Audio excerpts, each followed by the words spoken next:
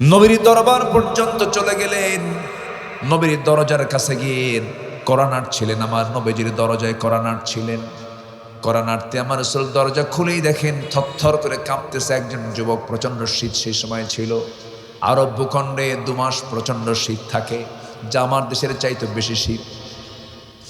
এখন মক্কা মদিনার শীত চলছে। আমার নবীজি ভিতরে ঢুকি তার পছন্দের সুন্দর 2টা জুব্বা বের করে এবার এসে বলছে, আব্দুল্লাহ জুব্বা পরো, তোমার ঠান্ডা লেগেছে। জুব্বা পরলেন। এবার রাসূল বলছেন, আব্দুল্লাহ কি হয়েছে বলো। সব খুলে বলা মাত্র রাসূল বললেন, তোমার চাচা তোমাকে উলঙ্গ করে ঘর থেকে বের করে দিয়েছে, আর বিশ্বনবী তোমাকে তার নিজের পছন্দের সেরা জুব্বাটা দান করেছে। জোরে কান সুবহানাল্লাহ। মহা খুশি সাহাবী। রাসূল এবার বলছেন, আব্দুল্লাহ তুমি কি চাও বলো। হুজুর আমি দুনিয়ার কোনো কিছু চাই না, গাড়ি চাই না, বাড়ি চাই না, অর্থ চাই না, কোনো কিছুই চাই না। কি চাও বলো। আমি যেন শহীদি মওত যেন পাই, আমি যেন মৃত্যুর রাজপাত শাহাদতের জন্য বরণ করতে পারি। রাসূলের সঙ্গে সঙ্গে হাত উঁচু করে বলছে, আকাশের মালিক আল্লাহ, আমার আব্দুল্লাহর জানমাল তুমি কাফের বেঈমানদের জন্য হারাম করে দাও। এই দোয়াটা করার সঙ্গে সঙ্গে আব্দুল্লাহর মন খারাপ হয়ে গেল। রাসূল বলছেন, আব্দুল্লাহ তোমার মন খারাপ কেন। হুজুর মন খারাপ কেন হবে না, আমার জানমাল যদি কাফের বেঈমানদের জন্য হারাম হয়ে যায় আমি কেমন করে শহীদ হব।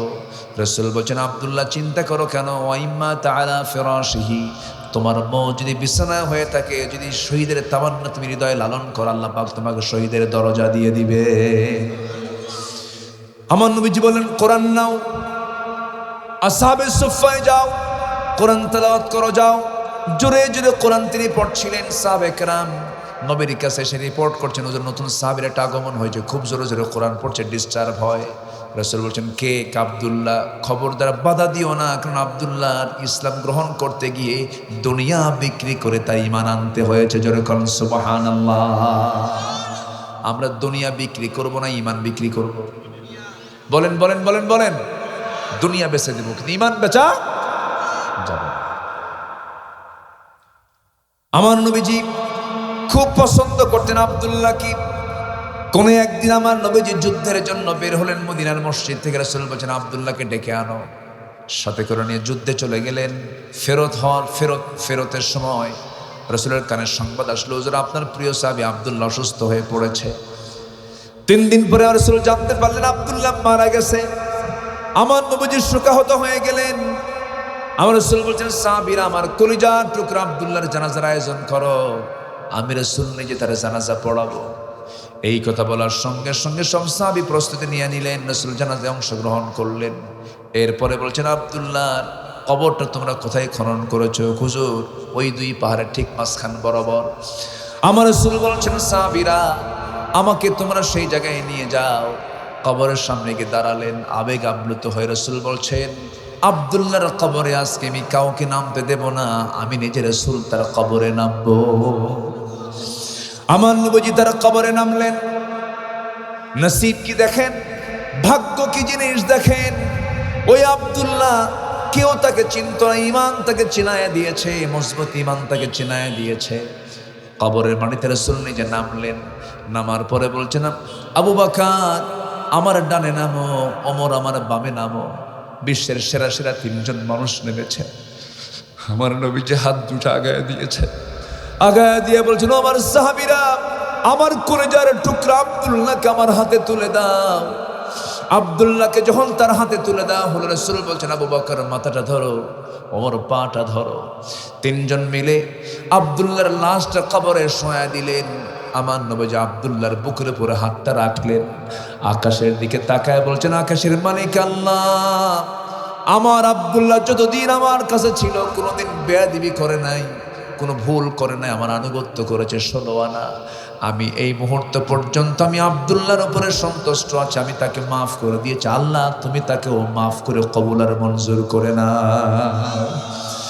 আমার নবীজি এমন হৃদয়গ্রাহী দোয়ার কথা দেখে, দোয়ার চিত্র দেখে পাশে দাঁড়িয়ে থাকা সাদ ইবনে আবি ওয়াক্কাস রাদিয়াল্লাহু তাআলা আনহু, যে সাহাবী এত বড় একজন সাহাবী ছিলেন, এত পরহেজগার একজন সাহাবী ছিলেন, ঘোড়া নিয়ে সমুদ্রের সামনে দাঁড়িয়েছিলেন, ঘোড়া পার করবেন কেমনে, রণতরী নাই, যুদ্ধ জাহাজ নাই, কেমন করে পার হবেন, ওপারে যাবেন কেমনে। হাজার হাজার সাহাবীদেরকে বললেন, ও মুজাহিদ, ও দিনের পথের মুজাহিদ, কোনো নৌকা নাই, কোনো রণতরী নাই, যুদ্ধ জাহাজ নাই, কিন্তু সমুদ্র পারে আমরা যাব, কেমন করে যাব আমরা? আমি সাদ বিন আবি ওয়াক্কাস চক্ষু বন্ধ করে আমি সমুদ্রের বক্ষে ঘোড়া ছেড়ে দিলাম, তোমরা আমার সঙ্গে আসো। হাজার হাজার মুজাহিদ ওই উত্তাল তরঙ্গ সমুদ্র এপার থেকে ওপারে পাড়ি জমিয়েছেন, তাদের ঘোড়ার গা তো দূরের কথা, খুর পর্যন্ত পানি স্পর্শ করে নাই। আমার বন্ধুগণ, সেই সাদ বিন আবি ওয়াক্কাস রাদিয়াল্লাহু তাআলা আনহু পাশে দাঁড়ায় থেকে হতাশ চিত্তে বলছেন, ও আল্লাহ, আজকে আমি জীবিত সাদ না হয়ে যদি ওই কবরের বাসিন্দা হতাম, আব্দুল্লাহর জায়গায় যদি আমি সাদ হতে পারতাম, আমার জীবন বড় ভাগ্যবান আমি মনে করতাম, আমি ভাগ্যবান হয়ে যেতাম। কিন্তু আজকে সেই জায়গা আব্দুল্লাহ দখল করেছে। আব্দুল্লাহ বড় ভাগ্যবান, যার জন্য পৃথিবীর সেরা সেরা 3 জন মানুষ তার কবরে নেমে তার জন্য দোয়ায় পাগল হয়ে যায়। জোরে কোন সুবহানাল্লাহ। এই যত বড় মর্যাদা, এই যত বড় সম্মান হওয়ার 1 নম্বর কারণ হলো জান্নাত প্রাপ্তির 1 নম্বর যে কারণে, সেটা হলো নেক আমল সহ ঈমান টিকে থাকা। ঈমান এনেছে, আমরা ঈমানটা টিকে রাখবো। জোরে বলি ইনশাআল্লাহ, আরো জোরে বলি ইনশাআল্লাহ। নাম্বার 2 হলো জান্নাত প্রাপ্তির জন্য কিছু করণীয় আমল। কেবল বললাম 1 নাম্বার, নুরু। ওয়াজ কি শেষ না শুরু? বারাকা দিয়ে দাও, জোরে বলি আমিন। পিছনে রাশেদ কই? মাশাআল্লাহ, সব ওলামা হযরতদের উপস্থিতি আজকে, মাশাআল্লাহ। আল্লাহ তুমি মাহফিলকে কবুল করো, জোরে বলি আমিন। তাহলে এখানে থাকলে লস না লাভ? শুধু লাভ না, অনেক লাভ, অনেক লাভ। 3 কাজে কোনো লস নাই। কয় কাজে? আল্লাহর পরামর্শ সূরা ফাতিরের মধ্যে আল্লাহ রাব্বুল আলামিন বলেন, আল্লাহ রাব্বুল আলামিন বলেন, ইন্নাল্লাযীনা ইয়াতলুনা কিতাবাল্লাহ ওয়া আকামুস সালাতা ওয়া আনফাকু মিম্মা রাযাকনাহুম সিররান ওয়া আলানিয়াতান ইয়ারজুনা তিজারাতান লান তাবুর। জোরে বলুন আল্লাহু আকবার। নিঃসন্দেহে যারা 3টা কাজ করবে, নাম্বার 1 হলো আল্লাহর কালামের যারা তেলাওয়াত করবে, আল্লাহর কালামকে যারা সুন্দর করে কিরাআত করবে, তেলাওয়াত করবে, দিরাসাত করবে, তাদাব্বুর করবে, সুন্দর করে পড়বে, বুঝবে, অনুশীলন করবে, স্টাডি করবে, গবেষণা করবে। 1 নাম্বার এই কাজে যারা করবে তাদের কোনো লস নাই। নাম্বার 2 হলো যারা নামাজ কায়েমের সংগ্রাম করবে, তাদের ব্যবসায় কোনো লস নাই। নাম্বার 3 হলো আমার পথে যারা, আল্লাহর পথে যারা গোপনে প্রকাশ্যে যারা খরচ করবে, এই 3টা কাজে কখনো আশা করা যায় তার লস হবে না। জোরে কোন সুবহানাল্লাহ। আমরা এখন বসে আছি কোরআন নিয়ে। কি নিয়ে বসে আছি আমরা বলেন তো? লসে আছি না লাভে আছি? লাভে আছি। আল্লাহ কবুল করুন, জোরে বলি আমিন। এই 2টা লাইট, হ্যালোজিন বাল্ব আমাদের চোখের সামনে দিয়া ভাবতেছে হুজুরের চোখটা দেখি কেমন মজবুত, এগুলো করছে কারা? এটা দেওয়া লাগতো, মানে চোখে যেন এই জায়গায় দেওয়া লাগতো, দিতে পারে নাই। যাই হোক, আমাকে দেখতে পাচ্ছেন তো সবাই? জি, আমাকে সময় দিচ্ছেন তো ইনশাআল্লাহ? আজকে আমি খুব লম্বা সময় নিয়ে যে কথা বলবো তা না। আসতে নিয়ে দেখি অনেক মা বোন ছোট্ট ছোট্ট বাচ্চাগুলোকে নিয়ে তারা বসে বসে কোরআন শোনার জন্য উদ্গ্রীব হয়ে আছে, যেন কারো যেন বাড়ি যাওয়া পর্যন্ত কষ্ট না হয়। সব দিকে খেয়াল করে আমি যত সময় শেষ করব, তবে শর্ত হলো আমরা শেষ দোয়া এখান থেকে আমরা করে যাব। একটু জোরে বলি ইনশাআল্লাহ, আর একটু জোরে বলি ইনশাআল্লাহ। এত বড় লোভনীয় দোয়া আপনার জীবনে নাও পেতে পারেন। এই জন্য মাহফিলের দোয়া কিন্তু একটা গুরুত্বপূর্ণ অংশ বলবো আমি, এটা আপনারা মাথায় নেবেন ইনশাআল্লাহ। তা আমি যে বিষয়কে সামনে রেখে কথা বলতে চাচ্ছি সেটা হলো, আমরা মরে যাব একদিন, মরবো না বলেন তো? মরে যাব। মরার পর আলেমে বারজাখ, কবরের জিন্দেগি, এরপর কিয়ামত শুরু হয়ে যাবে, ভূমিকম্প হবে। ভূমিকম্প হবে না? এমন ভূমিকম্প হবে, এ তো হয় আমাদের কয়েক সেকেন্ড হয়, আর যখন শুরু হবে ভূমিকম্প হওয়া কিয়ামতের দিন, ইযা যুলজিলাতিল আরদু জিলজালাহা, তখন আর থামাথামি নাই, না ভাঙ্গা পর্যন্ত। এরপর হাসর হবে, মিজান হবে, জান্নাত হবে অথবা জাহান্নাম হবে। আমাদের লক্ষ্য কি জাহান্নামে যাওয়া? কোথায় যাওয়া বলেন? জান্নাত কোথায় বলেন? জান্নাতের অ্যাড্রেস কোথায়? জান্নাতে যাবেন, জান্নাত চেনা লাগবে না? চিনতে হবে তো জান্নাত। তো সেই জান্নাত কোথায়? জান্নাত প্রাপ্তির জন্য আমাদের কি কাজ, কি করণীয়? মোটামুটি 15টা পয়েন্টে জান্নাত লাভের জন্য কি করণীয়, আমাদের কি কাজ করা উচিত, এই বিষয়ে কিছু কথা পয়েন্ট আকারে একটা একটা করে বলবো। জোরে বলি ইনশাআল্লাহ। তার আগ দিয়ে আমি একটু 2 মিনিট সময় মাহফিল কমিটির পক্ষ থেকে আমি চেয়ে নিচ্ছি, দয়া করে কেউ মনক্ষুণ্ণ হবেন না। এই যুব সমাজ মাহফিল কমিটি অনেক মেহনত করেছেন। আমি যদি 2 থেকে 3 মিনিট সময় এটা চেয়ে নিয়ে সবার কাছে একটু আরজ রাখি, যৎকিঞ্চিত যে যা পারি আমরা কম বেশি কিছু দেওয়ার চেষ্টা করব কোরআনের জন্য। জোরে বলি ইনশাআল্লাহ। এটা চাদর যাক, আমরা সবাই নিয়ত করব, আগে দেব পরে। আপনার নিয়তকে কবুল করে নেবেন, তিনি কে? এটা জিকির করি লা ইলাহা,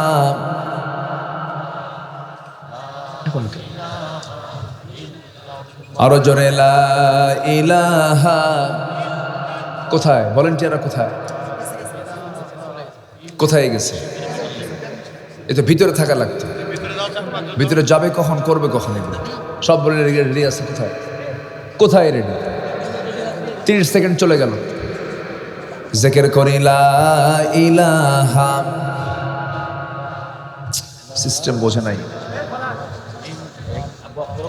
আরো জোরে লা ইলাহা। সিস্টেম তো হলো না।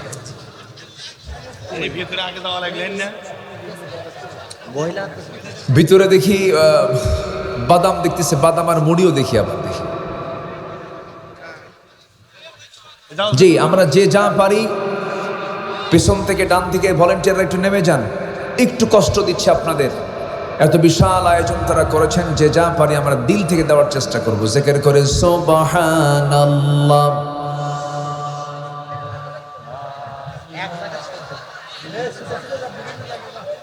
কালেকশন লাইভ করতেছে, কালেকশন লাইভ করো, কি করো?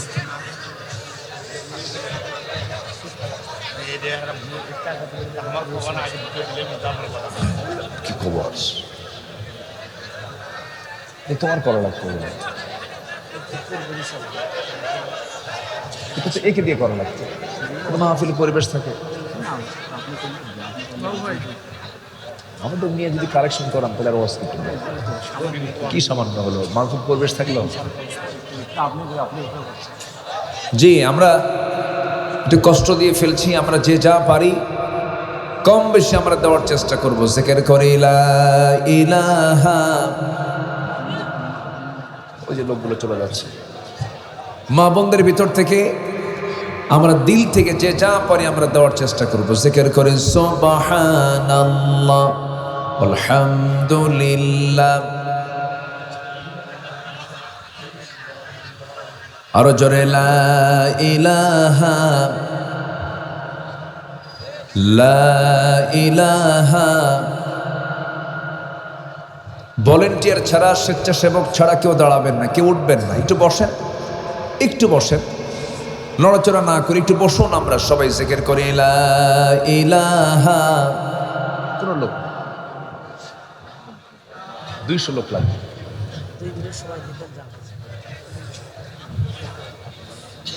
লোকজন চলে যাচ্ছে।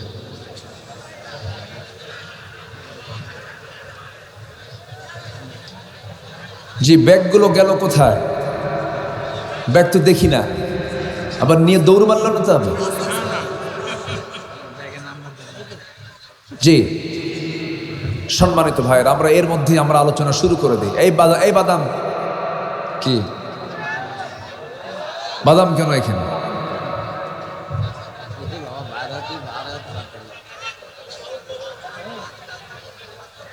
আমরা কোরআন শুনতে এসেছি, আমরা কি বাদাম খেতে আসছি? বলেন তো। এটা বাজার, এটা মাহফিলটাকে বাজার বানাবেন? একটু বসেন, একটু মেহরবানি করে বসো।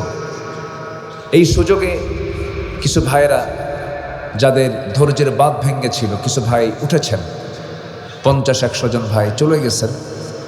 আমি মনক্ষুণ্ণ হইনি, কারণ অনেক রাত হয়েছে তো। আবার নতুন করে আরো কিছু লোক যাবেন নাকি? আর কেউ যাবেন? আমাকে সময় দেবেন তো ইনশাআল্লাহ? আল্লাহ কবুল করুন, জোরে বলি আমিন। আমরা সবাই জান্নাত পেতে চাই। কি পেতে চাই বলেন তো? জান্নাত পেতে চাই। জান্নাত পাওয়ার জন্য কিছু শর্ত আছে, সেই শর্তগুলো পূরণ করব। কিছু কাজ আছে, সেই কাজগুলো আমরা যদি করি, আল্লাহ নিজে আমাকে জান্নাত দিয়ে দিবেন। জোরে বলি সুবহানাল্লাহ। আল্লাহ রাব্বুল আলামিন বান্দার জন্যই জান্নাত, বান্দার জন্যই জাহান্নাম তিনি বানিয়ে রেখেছেন। কারণ এই দুনিয়াতে আল্লাহ রাব্বুল আলামিন বান্দাকে পাঠিয়েছেন নেক আমলের জন্য। কিন্তু বান্দা যদি নেক আমল না করে যদি বদামল করে যায়, তার জন্য জাহান্নাম বরাদ্দ আছে। আর যদি কোনো বান্দা নেক আমল করতে পারে, ভালো করে ঈমান আনতে পারে, 1 নাম্বার করণীয় হলো নেক আমল সহ ঈমান আমাকে আপনাকে আনতে হবে। আল্লাহ রাব্বুল আলামিন বলেন, ইন্নাল্লাযীনা আমানু ওয়া আমিলুস সালিহাতি কানাত লাহুম জান্নাতুল ফিরদাউসি নুজুলা খালিদিনা ফিহা লা ইয়াবগুনা আনহা হিওয়ালা। জোরে বলুন আল্লাহু আকবার। আরো জোরে আল্লাহু আকবার। নিঃসন্দেহে যারা ঈমান আনবে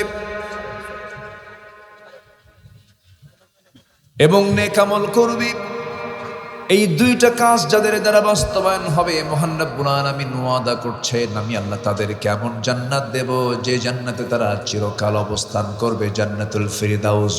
সুবহানাল্লাহ। সবাইকে জান্নাত পেতে রাজি আছেন নাকি? নামাজ না পড়া, আমার দেশে নামাজি মুসলমান বেশি না বেনামাজি মুসলমান বেশি? বলেন। বেনামাজি আবার মুসলমানও কিন্তু। আমার দেশে ইমানদার বেশি না নামাজি বেশি? ইমানদার বেশি। হুজুর নামাজ না পড়ি কি ঠিক আছে? ইমান ঠিক আছে। আবার এদের পক্ষের কিছু মুরিদ ভাই আছে, পীর ভাই আছে, আছে না নাই? একটা আছে বাউল সম্রাট, ফাউল না বাউল না ফাউল, বাউল সম্রাট আবুল সরকার। সেদিন একটা আলোচনায় বলতেছে যে আল্লাহ কোরআনে নাচতে কইছে কয়েকবার। কেমন করে? বলে যে কুল আউযু বিরাব্বিন নাস মালিকিন নাস ইলাহিন নাস। অতএব তোমরাও নাচো। এই সমস্ত ভিত্তিহীন বাজে কথা, কোরআনকে নিয়ে, ইসলামকে নিয়ে কটূক্তি, আল্লাহকে পর্যন্ত গালি। দুঃখজনক হলো সত্য, 54 বছর দেশের স্বাধীনতার বয়স, কিন্তু আজ পর্যন্ত একটা আইন পাশ হলো না যা আল্লাহ রাসূলকে গালি দিলে তার পৃথিবীতে বেঁচে থাকার কোনো অধিকার থাকতে পারে না। এমন আইন কি পাশ হয়েছে? আমরা এমন আইন দেখতে চাই দেশে। এই 56,000 বর্গ মাইলের সোনার বাংলাদেশে কোরআন নিয়ে, ইসলাম নিয়ে, আল্লাহ নিয়ে, রাসূল নিয়ে যদি কেউ বাজে কথা বলে, জিহ্বা টেনে ছেড়ে ফেলা দরকার। চূড়ান্ত শাস্তি তাকে ফাকতুলুহু, তার উপরে হত্যার আইন পাশ করা দরকার। দুঃখ লাগে নেতার বিরুদ্ধে কথা বললে জেল জরিমানা হয়, রসুলকে গালি দিলে বুদ্ধিজীবী হয়। জোরে কোন নাউজুবিল্লাহ, জোরে বলে নাউজুবিল্লাহ। সম্মানিত ভাইয়েরা, সব দেখেছি আমরা। আইয়ুবের শাসন, মুজিব দিয়েছেন ভাষণ, জিয়া কেটেছেন খাল, চাচা এরশাদের নানান তাল বেতাল, মাঝখান দিয়ে শুধু হরতাল আর হরতাল। সব দেখা শেষ।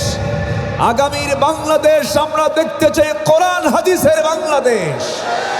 রাজা আছেন কারা কারা, দুহাত উঁচু করে দেখান মুসলমান।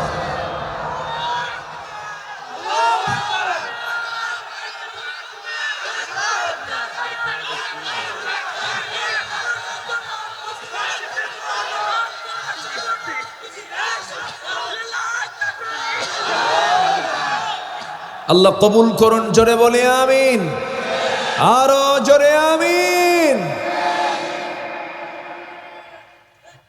সম্মানিত ভাইয়েরা, সম্মানিত বন্ধুগণ, এই জাতি শুধু ধোঁকাই খেয়েছে, কিছু পায়নি।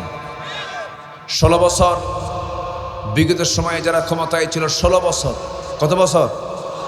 ফেরাউন বেঁচে ছিল 1600 বছর। সংখ্যার যে মিল হলো কেমনে বুঝলাম। চরিত্রের মিলও আছে। ফেরাউন ক্ষমতাকে পাকাপোক্ত করার জন্য 40,000 শিশুকে হত্যা করেছিল, 40,000। আর বিগত ফ্যাসিস্ট সরকার, জালেম ফাসেক মুনাফিক সরকার, আলেমদের রক্ত নিয়ে হুলি খেলা করেছে, আলেমদের রক্ত নিয়ে তামাশা করেছে। আল্লাহ পাক সহ্য করেননি। আল্লামা সাঈদীর কথাকে বাস্তবে রূপ দিয়েছেন। উনি বলেছিলেন, আজ থেকে 25 বছর আগে গাছের গোড়ায় নাড়া দেব, মামু বাড়ি দিল্লি গিয়ে পড়বা। একদম সোজা দিল্লিতে গিয়ে পড়ছে। পাশে কলকাতা ছিল, ঢাকা থেকে কলকাতা মাত্র আধা ঘন্টা লাগে, ওখানে যেতে পারত। ত্রিপুরা যেতে লাগে এরকম ঘন্টাখানেক সময় লাগে, সিলেটের সঙ্গে লাগানো, ওটাও আধা ঘন্টা 40 মিনিটের পর। আগরতলায় পড়ল না, কলকাতায় পড়ল না, আসামের গুয়াহাটি পড়ল না, ইউপিতে পড়ল না, চেন্নাই পড়ল না, হায়দ্রাবাদ পড়ল না, শিলিগুড়ি ওইদিকে পড়ল না। তারপরে নেপাল, ভুটান, শ্রীলঙ্কা, মায়ানমার, ইয়াঙ্গুন, বোনের বাড়ি লন্ডন, বিয়ে বাড়ি আমেরিকা, কোথাও পড়ল না। মামু বাড়ি দিল্লি গিয়ে পড়েছে। থাকুক থাকুক, সমস্যা নাই। তবে একটা বিষয় সুস্পষ্ট কথা, জুলুম করবেন ধরা খাবেন। সে যেখানেই হোক না কেন, স্বামী হয়ে বউকে জুলুম করবেন ধরা খাবেন, বউ হয়ে স্বামীর উপরে জুলুম করবেন তাও ধরা খাবেন। আপনি মেম্বার জুলুম করবেন ধরা খাবেন, চেয়ারম্যান ধরা খাবেন, এমপি ধরা খাবেন, নেতা ধরা খাবেন, ঠিক কিনা? চাঁদাবাজি করেন ধরা খাবেন। মানুষ আর অচেতন নেই। আমার দেশের জনগণ এখন অনেক সচেতন, এবং আপনাদের দোয়ায় আলেমরা এখন এক প্ল্যাটফর্মে দাঁড়িয়েছে, ঠিক কিনা? আপনারাই বলতেন আলেমরাই এক নেই, আলেমরা এখন এক। যা দুই একটা আছে এগুলো সব ফাসুর ফুজুর করে। সিজনাল মুফতি, কি মুফতি ওরা? সিজনাল মুফতি। নির্বাচন আসলেই বলে গণতন্ত্র হারাম, অথচ এই দেশেই থাকে, টাকাও ব্যবহার করে, ব্যাংকে টাকাও রাখে, বলে যে গণতন্ত্র হারাম, ভোট দেওয়া হারাম, এটা হারাম, ওটা হারাম। ওদের একটা কিতাবের নামই আছে কিতাবুল হারাম, বুঝেন নাই? হালাল কিছু পাবেন না, বদমাইশ এগুলো। ওদের কাছে কোনো সমাধান নাই, শুধু ভুল ধরার যত দিক সব আছে, সমাধান নাই ওদের কাছে। সম্মানিত ভাইয়েরা, সম্মানিত বন্ধুগণ, আমাদের মূল টার্গেট হলো জান্নাত প্রাপ্তি। আপনি যে দল করেন না কেন, আমার দলে করতে আপত্তি নেই, শুধু বলেন আমরা কোরআন চাই, আমরা সেই দলে যোগদান করব। কিন্তু বলেন না কেন, এখানে আপত্তি কেন? মুসলমান হয়ে যদি কেউ বলে শরিয়া আইন বিশ্বাস করি না, নতুন করে ঈমান আনতে হবে তাকে। এত বাজে কথা বলা হয়। ঈমান ঠিক রাখতে হবে, ঈমানকে আমরা নষ্ট করব না। জোরে বলি ইনশাআল্লাহ। জান্নাতের 1 নম্বর পুঁজি কি? আরো জান্নাতের 1 নম্বর পুঁজি কি? ঈমান। নেক আমল সহ ঈমান। আমল নেই, ঈমানেরও দাম নেই। আমলহীন ঈমান হলো লবণ শূন্য তরকারি। যে তরকারিতে লবণ নেই, খুব মজা না? ওটা তরকারি? হ্যাঁ, তরকারি তো। আমার বন্ধুগণ, ঈমান শূন্য আমল করেও লাভ নাই, আমল শূন্য ঈমান এনেও লাভ নাই। দুটাই লেগে যাবে, দুটাই প্রয়োজন। যেমন মানুষ বাঁচার জন্য হার্টেরও প্রয়োজন, মানুষ বাঁচার জন্য লাংসেরও প্রয়োজন। লাংস ছাড়া বাঁচবে না, হার্ট ছাড়াও বাঁচবে না, দুটাই প্রয়োজন। আমার ভাইয়েরা, ঈমানের যত্ন নিতে হবে। ঈমানের কিছু কিছু সময় ঈমানের প্রবলেম হয়ে যায়, রোগ হয়। ঈমানের রোগ আছে না নাই বলেন? এখানে কিসের আওয়াজ হয়? এখানে আওয়াজ কি? কোসর মসর আওয়াজ কিসের? এলা এই করেন তো, একটু ক্লিয়ার করেন, সাইলেন্ট করেন, আমার কানকে ফ্রেশ রাখেন। পয়সা টয়সা যা গুনবেন পরে গুনবেন। বিসমিল্লাহ কয় ফু দেন, বেড়ে যাবে, সমস্যা নেই। ফু দেন, আমার দিকে তাকান। আল্লাহ রাব্বুল আলামিন আমলওয়ালা ঈমানদার দেখতে চান। ঈমানের মধ্যে মাঝে মাঝে রোগ হয়। ঈমানের রোগ যেমন হিংসা করা ঈমানের রোগ। হিংসা মনে হয় এলাকায় নাই। জমি কেনা একজন, ঘুম হয় না আরেকজন। কি টেনশন! হাই রে, ও জমি কিনলো, কেমনে কিনলো, এ কেম হলো, কেম আছে কিনা, আছে কিনা? টেনশনে ঘুম হয় না, ওষুধ খায় ঘুম। এত হিংসা। ওর ছেলে এত বড় অফিসার হয়ে গেছে, হলো কেন? টেনশনে শেষ, মাথায় খেলে না। এগুলো হচ্ছে হিংসা। আল্লাহ তাআলা হিংসাকে এত পছন্দ করেন যে আল্লাহকে দোয়া শিখা দিলেন, অমিন শাররি হাসিদিন ইদা হাসাদ। আল্লাহ হিংসুকের হিংসা থেকে তুমি আল্লাহ আমাকে বাঁচাও। এত ভয়ঙ্কর হিংসা। আমি প্রায় একটা উদাহরণ দিই। আগের যুগের মানুষ গরুর গাড়িতে বিয়ে করতে যেত। যে কইছে ঠিক, আপনি কিসে বিয়ে করছেন? ও আপনি গরুর গাড়ি, তাহলে ঠিক। চাচা খুব খুশি হয়েছে, হুজুর যৌবনের সময়ের কথা বলে দিলেন। গরুর গাড়িতে, ঘোড়ায় চড়ে, পালকিতে চড়ে আগের দাদারা বিয়ে করতে যেত। এক যুবক বিয়ে করবে, তো গ্রামের এক চাচার কাছে ঘোড়া আছে। ঘোড়াওয়ালা চাচার কাছে গিয়ে বলছে, চাচা ঘোড়াটা দেওয়া যাবে? কেন? অমুক দিন আমার বিয়া। চাচা আবার ওই ছেলেটাকে খুব পছন্দ করতো না, একটু অনেকে আছে না পছন্দ করে, কি শোন সবাইয়ের ঘোড়া দিল, তোরে ঘোড়া দেব না, যা। ছেলেটা মন খারাপ করে চলে আসছে। রূপক অর্থে বলছি আমি, বোঝানোর জন্য। সবে কদরের রাত আসছে, মসজিদে গেছে, তারাবি নামাজ, বেতের নামাজ, তাহাজ্জুদ নামাজ সব কিছু শেষ করে শেষ রাত্রের দিকে দুহাত তুলে দোয়া করতেছে, আল্লাহ আজকে রাত্রিতে আমার কোনো কিছু চাওয়া নাই, আমি কিচ্ছু চাই না, আল্লাহ আমাকে তোমার কিচ্ছু দেওয়ার দরকার না, আমার একটাই দোয়া আজকে, বুড়ার যেন ঘোড়া মরে। বুড়ার যেন কি মরে? এই দোয়া করে বাড়িতে চলে আসছে শেষ রাত্রিতে। এসে দেখে মার চোখে পানি। মা কান্দে। মা তুমি আজকে রাত্রে কান্দো কেন? এত চোখে পানি কেন মা? তোমার হয়েছে নাকি? বলো মা, কি হয়েছে তোমার? কান্দো কেন? বাবা গরু মরছে তোর। কি কথা বুঝতেছেন আপনারা? দোয়া কবুল কিন্তু হয়েছে, মালাকুল মৌত আসছে, কিন্তু মালাকুল মৌত ঘোড়ার কাছে না যায়া গরুর কাছে গেছে। তো হিংসা যে করে তার ক্ষতি হয়। হিংসা যার জন্য করা হয় আল্লাহ তাকে টেনে আরো উপরের দিকে তুলে দেয়। এজন্য আমরা হিংসুক হব না, আমরা উদার হব। রাজি আছেন তো ইনশাআল্লাহ? দেখবেন আপনার ওষুধ খাওয়া লাগবে না, আপনি সুস্থ হয়ে যাবেন, ভালো থাকবেন। হিংসা করাও কিন্তু একটা টেনশন, ভাল লাগে না, ছটফট লাগে। এজন্য অন্যের ভালো দেখে যার ভালো লাগে সে হচ্ছে ইমানদার। অন্যের ভালো দেখে যার সহ্য হয় না, ওর ইমানের ক্যান্সার। ওর ইমানের কি হয়েছে? ক্যান্সার। সব শেষ হয়ে যাবে। হিংসা, ক্বালা ইয়াকুম ফিল হাসাদ ফাইনাল হাসাদা ইয়াকুলুল হাসানাত কামা তাকুলুন নারুল হাতাব। হিংসা মানুষকে জ্বালিয়ে পুড়ে ভস্ম করে দেয়, ধ্বংস করে দেয়। আমরা হিংসা থেকে বাঁচবো, জোরে বলি ইনশাআল্লাহ। তাহলে ইমানের একটা ক্যান্সার কিন্তু জানলাম। আরেকটা হলো অবৈধ কামনা বাসনা। নিজের বউ ভাল লাগে না, খেলে মানুষের বউর দিকে চায় থাকে। এই আছে না, এরকম আছে না? নতুন বিয়ে কইরা 3 দিন পরে কান্দে। এই সুমন কান্দো কেন? বিয়ে করছো তুমি, তোমার তো খুশি হাসি খুশি থাকার কথা, কান্দো কেন?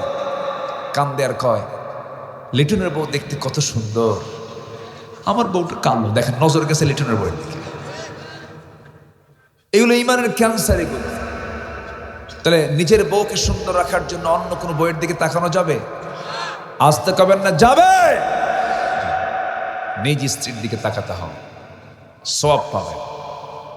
সমাজে আজকে পরকীয়ার পরিমাণ কমছে না বাড়ছে? বলেন বলেন বলেন।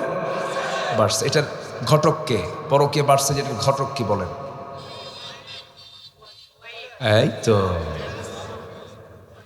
স্মার্টফোন। যারা স্মার্টফোন ইউজ করে তারা ওভার স্মার্ট। এই তোর মডেলটা কত রে? এরপরে তোর কি গার্লফ্রেন্ড আছে কি না? তুই তো মানুষই। এই যুবকরা, আমি কি ভুল বলতেছি? এগুলো স্মার্টফোনকে সময় দিও না, আল্লাহকে সময় দাও, কাজে আসবে। স্মার্টফোন তোমার জীবনকে ধ্বংস করে ফেলবে।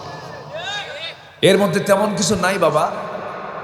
ফ্রি ফায়ার, পাবজি আর ক্যাসিনো দেখে তোমার জীবন চলবে না, তোমার পেটে ভাত আসবে না, তোমার জীবন সুন্দর হবে না। কোন নেশা, কোন মাদক, কোন ডিভাইসের আসক্তি তোমাকে সুস্থ রাখবে না। তোমাকে সুস্থ রাখবে হলো 5 ওয়াক্ত সেজদার মধ্যে সেজদা দিতে পারবে, মজা পাবা। বিবাহ পূর্ব নোংরামিতে যাবা না, কোনো লাভ নাই। চুরি ফিতা যা কিনে দেবা সব লস প্রজেক্ট, অযথা সময় নষ্ট। এগুলো করার দরকার নাই। খারাপ কিছু দেখবা না, ভালো বন্ধু নির্বাচন করবা, উচ্ছৃঙ্খলপনা করবা না। যৌবন আছে, তুমি নিজেকে নিয়ন্ত্রণ করতে পারছো না, বাড়িতে সোজা বলে ফেলবে বিয়ে করায় দাও। এত আস্তে কয়, কিচ্ছু কয় না রে। এই যুবকরা, বিয়ে করবা না। জোরে বলো ঠিক, এখানে তো বাপ বসে আছে, কি ঠিক কিনা? বুড়ো চাচাও কয় ঠিক।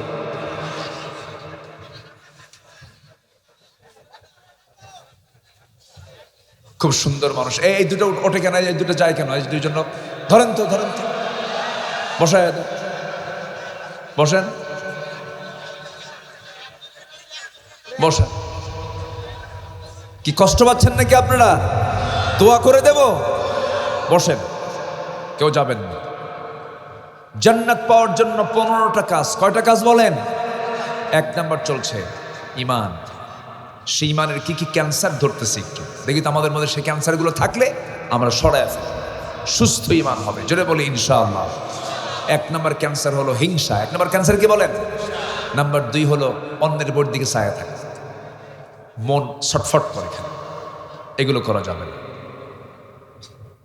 মনের তো কোনো গতি বোঝা যায় না, এর গতি প্রকৃতি নির্ণয় করা যায় না। মারে দৌড়। এই নফসকে নিয়ন্ত্রণ করতে হবে। এই নফসকে যে ব্যক্তি নিয়ন্ত্রণ করতে পারবে, জান্নাত তার হাতের মুঠোয় চলে আসবে। قد أفلح من تزكى وذكر اسم ربه فصلى। ওই বান্দা সফল যে ব্যক্তি নফসকে শুদ্ধ করতে পেরেছে, নফসকে পরিশুদ্ধ যে বান্দা করতে পেরেছে, সেই ব্যক্তি হলো সফল। নফসকে আমরা কন্ট্রোল করব, নফসের আমরা ট্রিটমেন্ট করব। নফসের ট্রিটমেন্ট হলো আজান যখন হয়ে যাবে ওযু বানায় নামাজে দাঁড়াবো। কোনো একটা ভুল হয়ে গেছে সঙ্গে সঙ্গে বলবো আস্তাগফিরুল্লাহ। জোরে বলেন, কি আরো জোরে বলুন আস্তাগফিরুল্লাহ। মাফ চেয়ে নেব কার কাছে? কোন একটা ভুল হয়ে গেছে সঙ্গে সঙ্গে তওবা করে নেব। যখন কোন আশ্চর্যজনক কোনো কিছু দেখব তখন বলবো সুবহানাল্লাহ। যখন প্রশংসা করতে হবে তখন বলবো আলহামদুলিল্লাহ। এইরকম করে জিহ্বাকে যদি আল্লাহর জিকিরে যদি ভিজিয়ে রাখতে পারি, সিক্ত রাখতে পারি, ওই জিহ্বায় আপনাকে জান্নাতে নিয়ে যাবে। নামাজ আপনাকে জান্নাতে নিয়ে যাবে। আমার ইমানকে মজবুত রাখার জন্য অঙ্গ প্রত্যঙ্গে কন্ট্রোল করতে হবে, কানকে কন্ট্রোল করতে হবে, চোখকে কন্ট্রোল করতে হবে, নাককে কন্ট্রোল করতে হবে, মুখকে কন্ট্রোল করতে হবে, হাত পা অঙ্গকে কন্ট্রোল করতে হবে। আমার মাথা থেকে পা পর্যন্ত 3.5 হাত বডির রাষ্ট্রপতি হলো আমি নিজে। আমাকে হাত নিজে চালাতে হবে, খারাপ দিকে নিয়ে যাব না, পাটাকে ভিন্ন খাতে নিয়ে যাব না, চোখটা দিয়ে খারাপ কিছু দেখব না। কারণ ইন্নাস সামআ ওয়াল বাসারা ওয়াল ফুআদা কুল্লু উলাইকা কানা আনহু মাসউলা। জোরে বলুন আল্লাহু আকবার। আল্লাহ রাব্বুল আলামিন বান্দার সকল কিছু রেকর্ড রেখে দিয়েছেন। বান্দা সকল কিছু রেকর্ড করে দিলাম, বান্দা তুই কোথায় পালাবি? পালানোর তো কোনো জায়গা নাই। ইয়া মা'শারাল জিন্নি ওয়াল ইনসি ইন ইসতাতা'তুম আন তানফুযু মিন আকতারিস সামাওয়াতি ওয়াল আরদ ফানফুযু লা তানফুযুনা ইল্লা বিসুলতান। জোরে বলুন আল্লাহু আকবার। কোথায় তুমি পালাবে? পালানোর কোনো জায়গা নাই, আমার কাছেই তোমাকে ফিরে আসতে হবে। অতএব সেই নফসওয়ালা হও, সেই প্রশান্ত আত্মার হও। আল্লাহ রাব্বুল আলামিন বলেন, ইয়া আইয়াতুহান নাফসুল মুতমাইন্নাতু ইরজিই ইলা রাব্বিকি রাদিয়াতাম মারদিয়াহ ফাদখুলি ফি ইবাদি ওয়াদখুলি জান্নাতি। জোরে বলুন আল্লাহু আকবার। আমার বান্দা হয়ে যাও, আমার জান্নাতে প্রবেশ করো। তোমাকে আজকে কেউ বাধা দেবে না, কিন্তু শর্ত হলো প্রশান্ত চিত্তের অধিকারী হতে হবে, ইমানদার হতে হবে, নেক আমলওয়ালা হতে হবে। আমার দেশে বহু ইমানদার আছে, ফজর নামাজ পড়ে না, আসলে নাই বলেন? নাম হলো ইমান আলী, ফজর পড়ে না। নাম হলো জোহর আলী, জোহরে নামাজে যায় না। নাম হলো রমজান আলী, রমজান মাসে দুপুরবেলা ভাত খায়। নাম হলো বাদশাহ মিয়া, ভিক্ষা করে। নাম হলো খোকা মিয়া, বয়স 80 বছর। নাম হলো আতর আলী, গোটা গায়ে গাজার গন্ধ। নাম হলো হিম্মত আলী, সাইকেলের চাকা ব্লাস্ট হলে সিট হয়ে পড়ে। নাম হলো হিম্মত আলী। নাম দিয়ে, বংশ দিয়ে, চেহারা দিয়ে জান্নাত পাওয়া যাবে না। নাম দিয়ে যদি জান্নাত পাওয়া যেত, বংশের পরিচয় দিয়ে যদি জান্নাত পাওয়া যেত, বংশ দিয়ে যদি জান্নাত পাওয়া যেত, আমার নবীরা কি বংশের পরিবার হলো? আবু লাহাব, আবু তালেব, আবু জেহেল, কুরাইশ বংশের উপরও তারা জান্নাতি না জাহান্নামী? জাহান্নামী। বাপ হয়েও লাভ নাই। নূহ আলাইহিস সালাম বাবা, নবী, ছেলে হলো কেনান, জাহান্নামী। আবার লূত আলাইহিস সালাম আল্লাহর পয়গম্বর, তার বউটা হলো কাফেরা, জাহান্নামী। বউ হয়েও লাভ নাই, নবীর বউ হয়েও লাভ নাই। আবার দেখেন আমার নবীর প্রাণ প্রিয় চাচা আবু তালেব, নবীর জন্য কি করেন নাই? নবীর জন্য জেল পর্যন্ত খেটেছে। আমার কেমন যেন আবু তালেবের জন্য খুব কষ্ট হয়। আমার নবীজির জন্মের পূর্বেই বাপ চলে গেছেন, জন্মের 5 বছরে মা চলে গেছেন, ডাবল এতিম। আমার নবী কি এতিম বলেন? ডাবল এতিম, সিঙ্গেল না ডাবল এতিম। মাও নাই, বাবাও নাই, দুজনই চলে গেছে ছোট্টবেলায়। আমার নবীজি দাদার কাছে মানুষ হয়েছেন, দাদার কোলে পিঠে ধীরে ধীরে বড় হতে 8 বছর না হতেই দাদাকেও হারালেন। মাত্র 8 বছর বয়সে সব চলে গেছে। সে 8 বছর থেকে নিয়ে একদম নবুয়তের শুরুর কয়েক বছর পর্যন্ত, একটানা বেশ কয়েক যুগ, প্রায় 2-3 যুগ ধরে যে আবু তালেব তাকে কোলে পিঠে লালন পালন করেছেন, ব্যবসা বাণিজ্য বিয়ে সহ সব কিছু করায়া দিয়েছেন। নিজের ছেলেকে অন্য জায়গায় রেখে বুকের মধ্যে আগলে রাখতেন আবু তালেব রাসূলকে সর্বক্ষণ। এত বড় খেদমত করার পরে, এত সেবা দেওয়ার পরে আবু তালেবের কপালে জান্নাত না জাহান্নাম? কি নাই বলেন? আসতে বলবেন না, কি নাই বলেন? ইমানটা নাই। এটা খুব দারুণ জিনিস, মজবুত জিনিসের থাকতেই হবে সবার মধ্যে। ইমান আমরা টিকে রাখবো। জোরে বলি ইনশাআল্লাহ, আরো জোরে বলি ইনশাআল্লাহ। আমার বন্ধুগণ, আমার ভাইরা, ইমান তেমন একটা বিষয়ের নাম, ইউসবিহু মুমিনান ওয়া ইউমসি কাফিরান। এমন একটা জামানা আসবে যে জামানায় সকালবেলা ইমান থাকবে, বিকালবেলা ইমান বিক্রি করে সে কাফের হয়ে যাবে। আমার দেশে বহু ইমানদার আছে, সামান্য একটা বিড়ির প্যাকেট পাইলে পরেই ইমান বেচে শেষ। আছে না? আপনি একটা চোর চেয়ারম্যানকে নির্বাচিত করলেন, একটা আপনার ভোটে একজন চোর চেয়ারম্যান হলো, চুরি করবে, তার গুণ আপনার আমলনামায় যাবে। আপনি একটা খুনিকে আপনি সমর্থন দিলেন, খুনের গুণ আপনার আমলনামায় চলে যাবে। মারাত্মক বিষয়। কারণ ইমানদাররা কি করবে? ইয়া আইয়ুহাল্লাযীনা ইন্নাল্লাহা ইয়া'মুরুকুম আন তু'আদ্দুল আমানাতি ইলা আহলিহা। আরেক জায়গায় বলছেন ওয়াল্লাযীনা হুম লিআমানাতিহিম ওয়া আহদিহিম রাউন। জোরে বলুন আল্লাহু আকবার। এই জন্য আমার বন্ধুগণ, আমানত ঠিক রাখবো আমরা, ওয়াদা ঠিক রাখবো আমরা, নামাজটাকে ঠিক রাখবো আমরা, জিহবার লাগাম টেনে ধরবো, জিহবা দিয়ে সব কথা বলবো না। দেখবেন কিছু কিছু ব্যক্তি আছে, কথা বলতে নিলে মার গোষ্ঠী শুদ্ধ গালি দেয়। আছে না নাই বলেন? এরা হচ্ছে ফাসেক। এরা কি বলেন? ফাসেক। কথা বলবো কম, আমরা আমল করব বেশি। যত বেশি কথা বলবো তত ভুল হয়ে যাবে। এই জন্য কথার পরিমাণটা যেন কম হয়। তবে কিন্তু কথার দিক থেকে পুরুষ ফার্স্ট না মহিলা ফার্স্ট? বলেন, পুরুষ ফার্স্ট না মহিলা ফার্স্ট? প্রচুর কথা বলে পুরুষ মানুষ, কথা বলে সারাদিনে 2000 শব্দ, আর মহিলা কথা বলে 5000 শব্দ। যদি আপনি ভুল করে বেগুন কিনে নিয়ে যান বাড়িতে, পোকা বেগুন, বেগুনের পোকা তো দেখা যায়, এটা দারুণ জিনিস। শুধু বইয়ের হাতে দিয়েছেন বেগুনের ব্যাগটা, বটিতে কুটতে নিয়ে যদি একবার পোকা বের হয়, ওই পোকা বেগুনের তফসির হবে একটানা 3 ঘন্টা।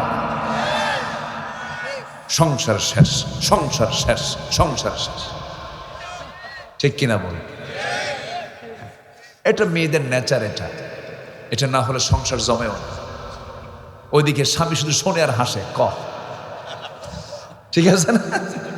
এটাই তো আনন্দ। আপনি রাখবেন, হেরে যাবেন। আল্লাহ পাক তাদেরকে কথা বেশি দিয়েছেন। কেন? বাচ্চা লালন পালন করতে গেলে বহু কথা বলতে হয়। দুধ খায় না, খা বাবা। খাবার খায় না, বাবা খা খা খা। সোনা জান আত্মা, বাবা খা বাবা। এই যে সারাদিন বলতেছে, আপনি পারবেন? 1.5 বছর বাচ্চাকে যদি এক বেলা পাল্টে দেওয়া হয়, একবার খাওয়াতে শুধু বলবেন বাবা খা। খাবো না বাবা, খা। থাম বাবা, থাম থাম। কি কথা বুঝতেছেন আপনারা? শেষ। আপনি আর পারবেন না। আপনি কথা কম বলেন যে, তাহলে মেয়েদের কথা বেশি বলার কারণ আছে না নাই? মায়েরা ভালো, আমার দেশের মারা না অনেক ভালো, কিন্তু সমস্যা হলো মাদেরকে তাদের স্বামীরা কন্ট্রোল করে না। পুরুষদের দোষ আছে। কিছু কিছু পুরুষ আছে সুন্দর বউ হলে পরে পর পুরুষকে দেখাতে খুব আনন্দ পায়। এরকম আছে না? কিছু আছে। বলে কি, দোস্ত দেখো তো বউটা দেখতে কেমন, দেখো তো। বউ তোর, আর তুই দেখাস আরেকজনকে। এরকম আছে কি না? ঠিক না? মোটর সাইকেলে করে না? হ্যাঁ, R15 ড্রাইভার ড্রাইভিং সিটে বসে, হচ্ছে আন্ডারগ্রাউন্ড, নিচে দেখাই যায় না কোন জায়গায় বসে আছে। পিছনের সিটটা হলো, প্যাসেঞ্জার সিটটা হলো কি 3 তলা এইরকম উঁচা থাকে, মঞ্চে স্টেজের মতো। বাস বউকে বলে লাল লিপস্টিক লাগাবা, লাল একখান শাড়ি পরায়া, চুলটা ছেড়ে দিয়া। চুলের কালার তো আর কালো নাই এখন, চুলের কালার এখন হয়ে গেছে লাল, বেগুনি, হলুদ, ভেড়া মডেল। ছেলেদের মাথার চুল তো মাশাআল্লাহ 2 দিকে চুল নাই, পিছনে চুল নাই, কাউয়া খাইছে। মাথার উপরে গোল কইরা সেন্ট মার্টিন দ্বীপ। যখন যুবককে বলা হয়, যুবক তোমার এই ডিজাইনটা পাইলা কোথায়? কে? মেসি। তুমি কি নেইমার? তুমি কি কুত্তা? আছে না নাই? এগুলো ঘোড়া মডেল দরকার নাই, মডেল ধরবো মুহাম্মদ সাল্লাল্লাহু আলাইহি ওয়াসাল্লাম। ছেলে তার বউকে, স্বামী তার বউকে বলতেছে হুন্ডায় ওঠো, চুল ছেড়ে দিবা, আর ঝাঁঝালো একখান সেন্ট লাগায় দিছে, দিল উঠায়া হুন্ডায়। হুন্ডা চালু করলে যখন দেখে সাউন্ড নাই, দেখবে কেমনে মানুষ। হুন্ডার তো ভটভট আওয়াজ, তো সেই ইয়ামাহার যুক্ত আর নাই। এখন হুন্ডার তো আওয়াজ হচ্ছে না। হুন্ডার দোকানে গিয়ে বলে, এই মেকার পাইপ খোল, আসে না নাই বলেন তো। স্যালেঞ্জার খুলে ফেলে, এবার ভটভট আওয়াজ, এক টানে সোনা তোলার মত। বলল, দেখ জাতীয় সম্পদ দেখ। বউ কি ব্যক্তিগত সম্পদ না জাতীয় সম্পদ? কিন্তু ও কি বানায় দিল, যারা বউকে মানুষকে দেখায়, যারা নিজের বউ পরপুরুষকে দেখায়, ওরা নিজের বউ মনে এটা জাতীয় সম্পদ বানায় দেয়। জোরে কর নাউজুবিল্লাহ। এই সমস্ত চিত্রকে আমরা দেখতে চাই। আগামীর বাংলাদেশ দেখতে চাই আমরা পর্দার বাংলাদেশ। আগামীর বাংলাদেশ দেখতে চাই আমরা মাদের সম্মান রক্ষা করার বাংলাদেশ। ইনশাআল্লাহ বলেন, আরো জোরে বলে ইনশাআল্লাহ। খুব খুশি হলাম যে লোকগুলো এখন বসে আছে, আর ওঠার কোনো কারবার নাই। আল্লাহ কবুল করুন। তাহলে ইমানকে আনবো আল্লাহ ঠিক মতো ইনশাআল্লাহ। নামাজ না পইরা, নামাজ পড়বেন তো? একটা প্রশ্ন করি, বলেন তো, কোন ওয়াক্তে আমার দেশে মসজিদে মুসল্লি সবচেয়ে কম হয়? ফজর। কোন ওয়াক্তে মানুষ বাড়িতে বেশি থাকে?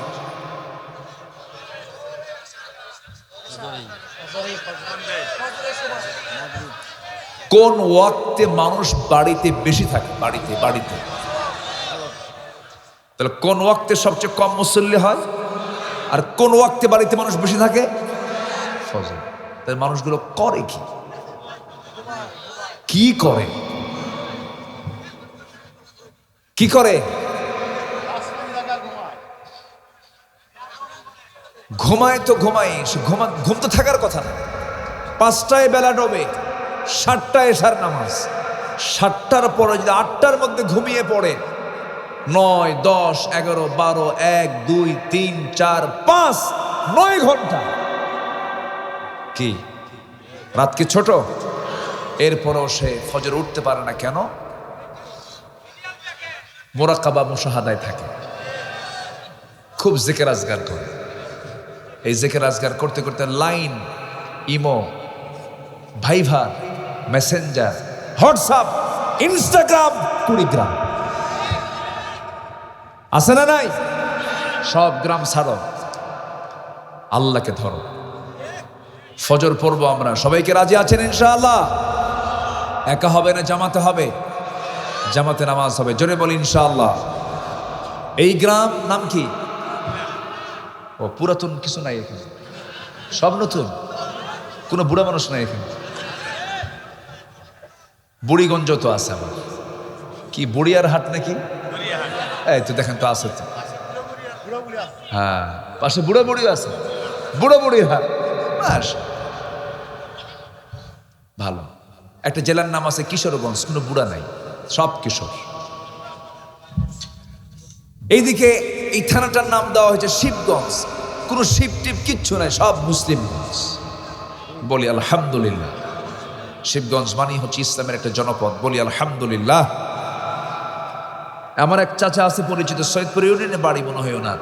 সাবেক এমপি ছিলেন, 1991 সালে প্রথম এমপি হন তিনি, শাহাদুজ্জামান। পাশে বাড়ি না? উনি কই আসে নাই?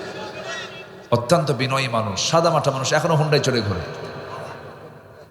কত আগের মানুষ, একটা জীবন্ত ইতিহাস উনি।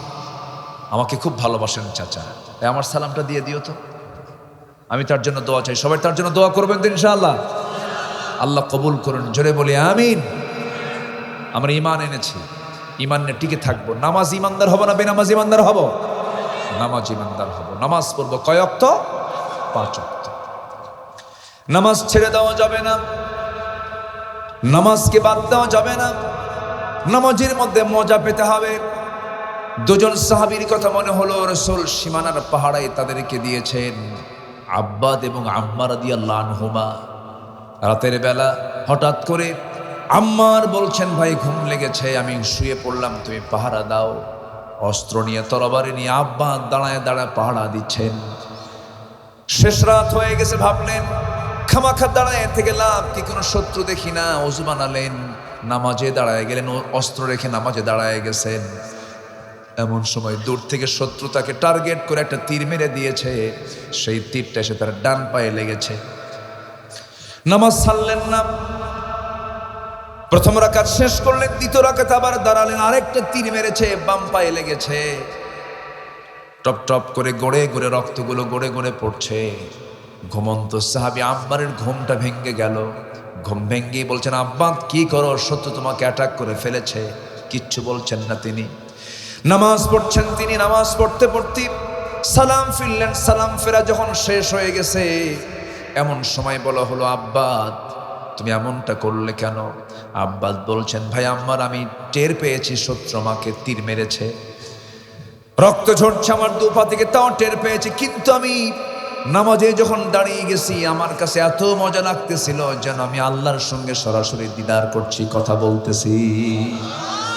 আমার মন বলল, একটা তীর এক পায়ে, আরেকটা তীর আরেকটা পায়ে লেগেছে, যদি আরেকটা তীর এসে যদি বুকটা যদি ভেদ করে দিত, মুহাব্বতের নামাজ আমি আব্বাস ছেড়ে দিতাম না। আর আমাদের নামাজের দশা কি? ইমাম যদি একটু নামাজ লম্বা করে, নামাজ শেষ হলে কয়, হুজুর কাম নাই আপনার? দেখছেন, উল্টা ঝাড়ি মারে, আপনার কাম নাই? নামাজ যদি একটু লম্বা করে, পিছন থেকে লোকমত দেওয়া যাবে না, এরকম না, সিগন্যাল মারে।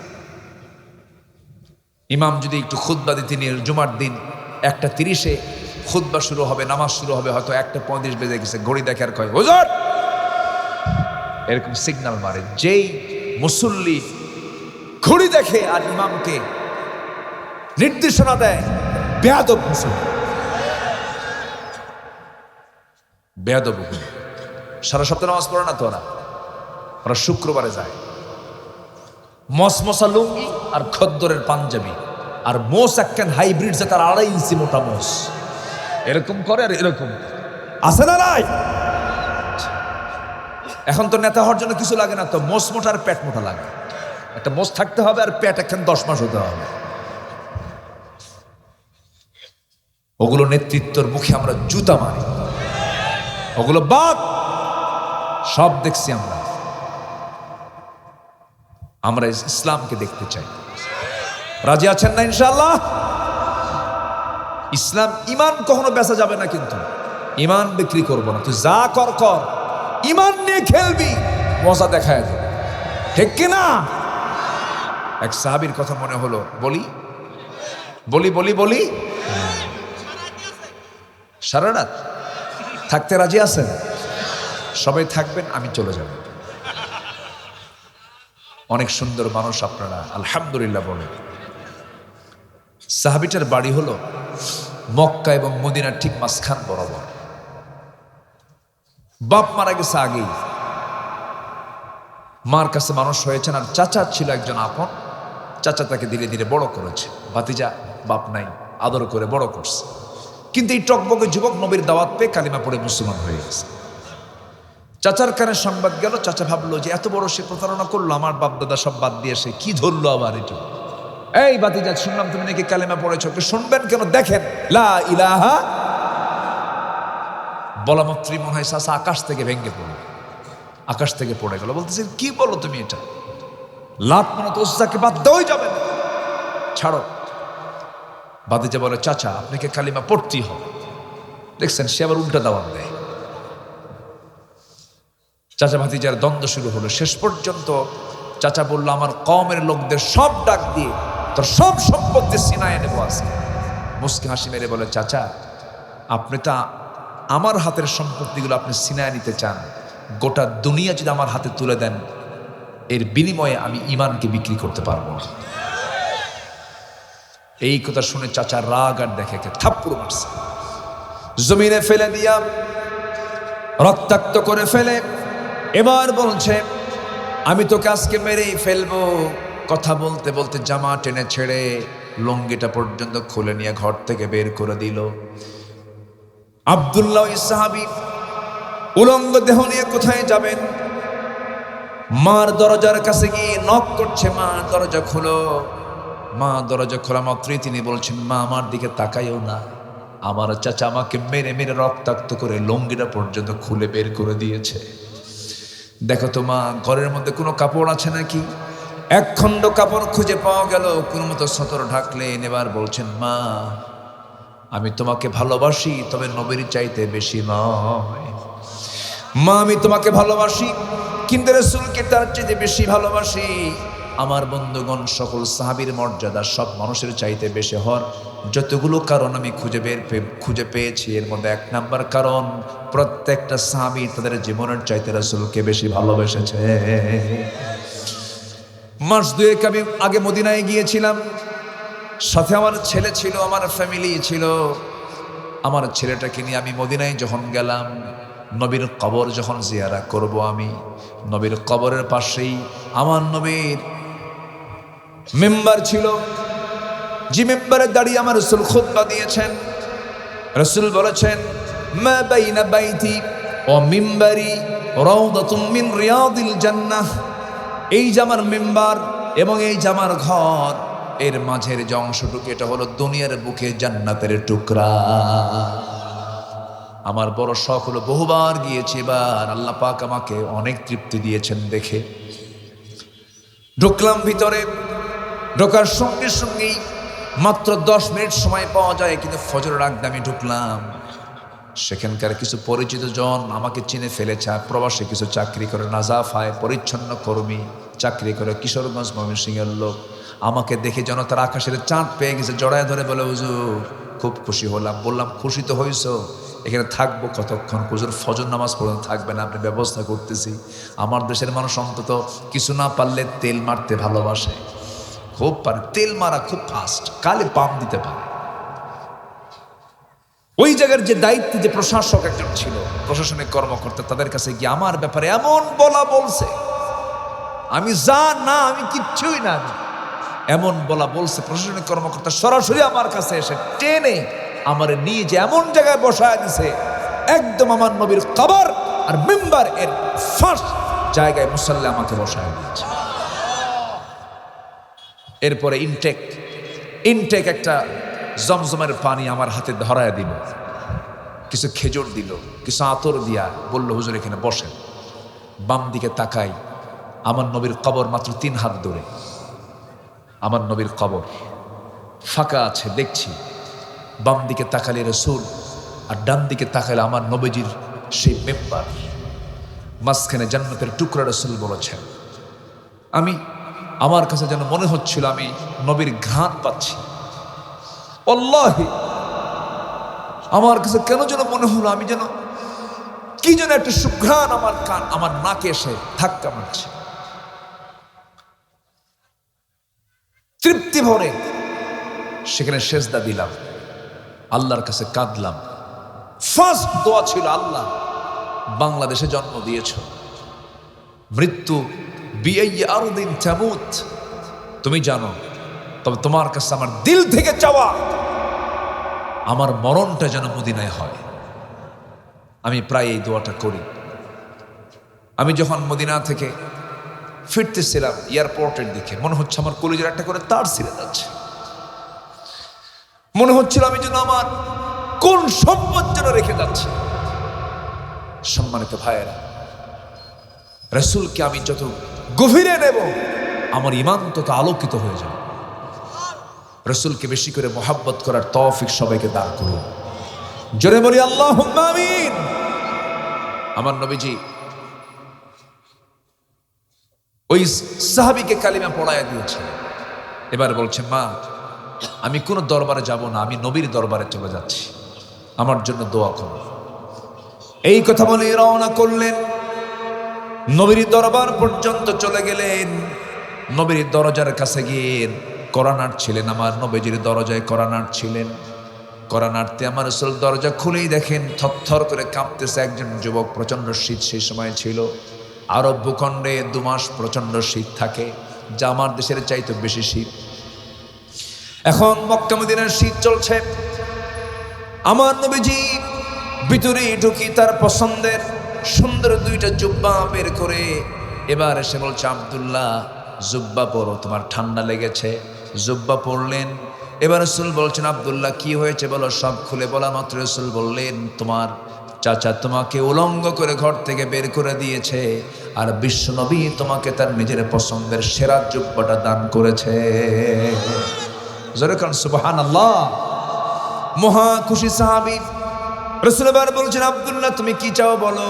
হুজুর আমি দুনিয়ার কোনো কিছু চাই না, গাড়ি চাই না, বাড়ি চাই না, অর্থ চাই না, কোনো কিছুই চাই না। কি চাও বলো। আমি যেন শহীদি মওত যেন পাই, আমি যেন মৃত্যুর রাজপাত শাহাদতের জন্য বরণ করতে পারি। রাসূলের সঙ্গে সঙ্গে হাত উঁচু করে বলছে, আকাশের মালিক আল্লাহ, আমার আব্দুল্লাহর জানমাল তুমি কাফের বেঈমানদের জন্য হারাম করে দাও। এই দোয়াটা করার সঙ্গে সঙ্গে আব্দুল্লাহর মন খারাপ হয়ে গেল। রাসূল বলছেন, আব্দুল্লাহ তোমার মন খারাপ কেন। হুজুর মন খারাপ কেন হবে না, আমার জানমাল যদি কাফের বেঈমানদের জন্য হারাম হয়ে যায় আমি কেমন করে শহীদ হব। রাসূল বলছেন, আব্দুল্লাহ চিন্তা করো কেন। ওয়াইম্মা তাআলা ফিরাশিহি, তোমার মৌ যদি বিছানায় হয়ে থাকে, যদি শহীদের তামান্না তুমি হৃদয়ে লালন করো, আল্লাহ পাক তোমাকে শহীদের দরজা দিয়ে দিবে। আমার নবীজি বলেন, কোরআন নাও, আসহাবে সুফফায় যাও, কোরআন তেলাওয়াত করো যাও। জোরে জোরে কোরআন তিনি পড়ছিলেন। সাহাবে কেরাম নবীর কাছে এসে রিপোর্ট করছেন, ওদের নতুন সাহাবীর একটা আগমন হয়েছে, খুব জোরে জোরে কোরআন পড়ছে, ডিস্টার্ব হয়। রাসূল বলছেন, কে? আব্দুল্লাহ। খবরদার বাধা দিও না, কারণ আব্দুল্লাহ ইসলাম গ্রহণ করতে গিয়ে দুনিয়া বিক্রি করে তাই ঈমান আনতে হয়েছে। জোরে বলুন সুবহানাল্লাহ। আমরা দুনিয়া বিক্রি করব না, ঈমান বিক্রি করব। বলেন বলেন বলেন বলেন। দুনিয়া বেচে দেব, কিন্তু ঈমান বেচা যাবে না। আমার নবীজি খুব পছন্দ করতেন আব্দুল্লাহ কি। কোন একদিন আমার নবীজি যুদ্ধের জন্য বের হলেন মদিনার মসজিদ থেকে। রাসূল বলেছেন, আব্দুল্লাহকে ডেকে আনো। সাথে করে নিয়ে যুদ্ধে চলে গেলেন। ফেরতের সময় রাসূলের কানে সংবাদ আসলো, হুজুর আপনার প্রিয় সাহাবী আব্দুল্লাহ অসুস্থ হয়ে পড়েছে। 3 দিন পরে রাসূল জানতে পারলেন আব্দুল্লাহ মারা গেছে। আমার নবীজি শোকাহত হয়ে গেলেন। আমার রাসূল বলছেন, সাহাবীরা আমার কলিজার টুকরা আব্দুল্লাহর জানাজার আয়োজন করো, আমি রাসূল নিজে তার জানাজা পড়াবো। এই কথা বলার সঙ্গে সঙ্গে সব সাহাবী প্রস্তুতি নিয়ে নিলেন। রাসূল জানাজায় অংশগ্রহণ করলেন। এরপরে বলছেন, আব্দুল্লাহর কবরটা তোমরা কোথায় খনন করেছো? হুজুর ওই 2 পাহাড়ের ঠিক মাঝখান বরাবর। আমার রাসূল বলছেন, সাহাবীরা আমাকে তোমরা সেই জায়গায় নিয়ে যাও। কবরের সামনে গিয়ে দাঁড়ালেন, আবেগ আপ্লুত হয়ে রাসূল বলছেন, আব্দুল্লাহর কবরে আজকে আমি কাউকে নামতে দেব না, আমি নিজে রাসূল তার কবরে নামবো। আমার নবীজি তার কবরে নামলেন। নসিব কি দেখেন, ভাগ্য কি জিনিস দেখেন। ওই আব্দুল্লাহ কেউ তাকে চিনত না, ঈমান তাকে চিনায় দিয়েছে, মজবুত ঈমান তাকে চিনায় দিয়েছে। কবরের মাটিতে রাসূল নিজে নামলেন। নামার পরে বলছেন, আবু বকর আমার ডানে নামো, ওমর আমার বামে নামো। বিশ্বের সেরা সেরা 3 জন মানুষ নেমেছে। আমার নবীজি হাত দুটো আগায় দিয়েছে, আগায় দিয়ে বলছেন, আমার সাহাবীরা আমার কলিজার টুকরা আব্দুল্লাহকে আমার হাতে তুলে দাও। আব্দুল্লাহকে যখন তার হাতে তুলে দেওয়া হলো, রাসূল বলছেন, আবু বকর মাথাটা ধরো, ওমর পাটা ধরো। 3 জন মিলে আব্দুল্লাহর লাশটা কবরে শোয়া দিলেন। আমার নবীজি আব্দুল্লাহর বুকের উপরে হাতটা রাখলেন, আকাশের দিকে তাকায় বলছেন, আকাশের মালিক আল্লাহ, আমার আব্দুল্লাহ যতদিন আমার কাছে ছিল কোনোদিন বেয়াদবি করে নাই, কোনো ভুল করে নাই, আমার আনুগত্য করেছে 16 আনা। আমি এই মুহূর্ত পর্যন্ত আমি আব্দুল্লাহর উপরে সন্তুষ্ট আছি, আমি তাকে মাফ করে দিয়েছি। আল্লাহ তুমি তাকেও মাফ করে কবুল আর মঞ্জুর করে না। আমার নবীজি এমন হৃদয়গ্রাহী দোয়ার কথা দেখে, দোয়ার চিত্র দেখে পাশে দাঁড়িয়ে থাকা সাদ ইবনে আবি ওয়াক্কাস রাদিয়াল্লাহু তাআলা আনহু, যে সাহাবী এত বড় একজন সাহাবী ছিলেন, এত পরহেজগার একজন সাহাবী ছিলেন, ঘোড়া নিয়ে সমুদ্রের সামনে দাঁড়িয়েছিলেন। ঘোড়া পার করবেন কেমনে, রণতরী নাই, যুদ্ধ জাহাজ নাই, কেমন করে পার হবেন, ওপারে যাবেন কেমনে। হাজার হাজার সাহাবীদেরকে বললেন, ও মুজাহিদ, ও দিনের পথের মুজাহিদ, কোনো নৌকা নাই, কোনো রণতরী নাই, যুদ্ধ জাহাজ নাই, কিন্তু সমুদ্র পারে আমরা যাব, কেমন করে যাব আমরা? আমি সাদ বিন আবি ওয়াক্কাস চক্ষু বন্ধ করে আমি সমুদ্র বক্ষে ঘোড়া ছেড়ে দিলাম, তোমরা আমার সঙ্গে আসো। হাজার হাজার মুজাহিদ ওই উত্তাল তরঙ্গ সমুদ্র এপার থেকে ওপারে পাড়ি জমিয়েছেন, তাদের ঘোড়ার গা তো দূরের কথা, খুর পর্যন্ত পানি স্পর্শ করে নাই। আমার বন্ধুগণ, সেই সাদ বিন আবি ওয়াক্কাস রাদিয়াল্লাহু তাআলা আনহু পাশে দাঁড়ায় থেকে হতাশ চিত্তে বলছেন, ও আল্লাহ, আজকে আমি জীবিত সাদ না হয়ে যদি ওই কবরের বাসিন্দা হতাম, আব্দুল্লাহর জায়গায় যদি আমি সাদ হতে পারতাম, আমার জীবন বড় ভাগ্যবান আমি মনে করতাম, আমি ভাগ্যবান হয়ে যেতাম। কিন্তু আজকে সেই জায়গা আব্দুল্লাহ দখল করেছে। আব্দুল্লাহ বড় ভাগ্যবান, যার জন্য পৃথিবীর সেরা সেরা 3 জন মানুষ তার কবরে নেমে তার জন্য দোয়ায় পাগল হয়ে যায়। জোরে কোন সুবহানাল্লাহ। এই যত বড় মর্যাদা, এই যত বড় সম্মান হওয়ার 1 নম্বর কারণ হলো জান্নাত প্রাপ্তির 1 নম্বর যে কারণে, সেটা হলো নেক আমল সহ ঈমান টিকে থাকা। ঈমান এনেছে, আমরা ঈমানটা টিকে রাখবো। জোরে বলি ইনশাআল্লাহ, আরো জোরে বলি ইনশাআল্লাহ। নাম্বার 2 হলো জান্নাত প্রাপ্তির জন্য কিছু করণীয় আমল। কেবল বললাম 1 নাম্বার, নুরু। ওয়াজ কি শেষ না শুরু? কি করব? চলো আরো ওয়াজ করব। শুনতে রাজি আছেন তো ইনশাআল্লাহ? চাচা কন কি? চাচা কি কয়? চাচা কয় আরো 2 ঘন্টা।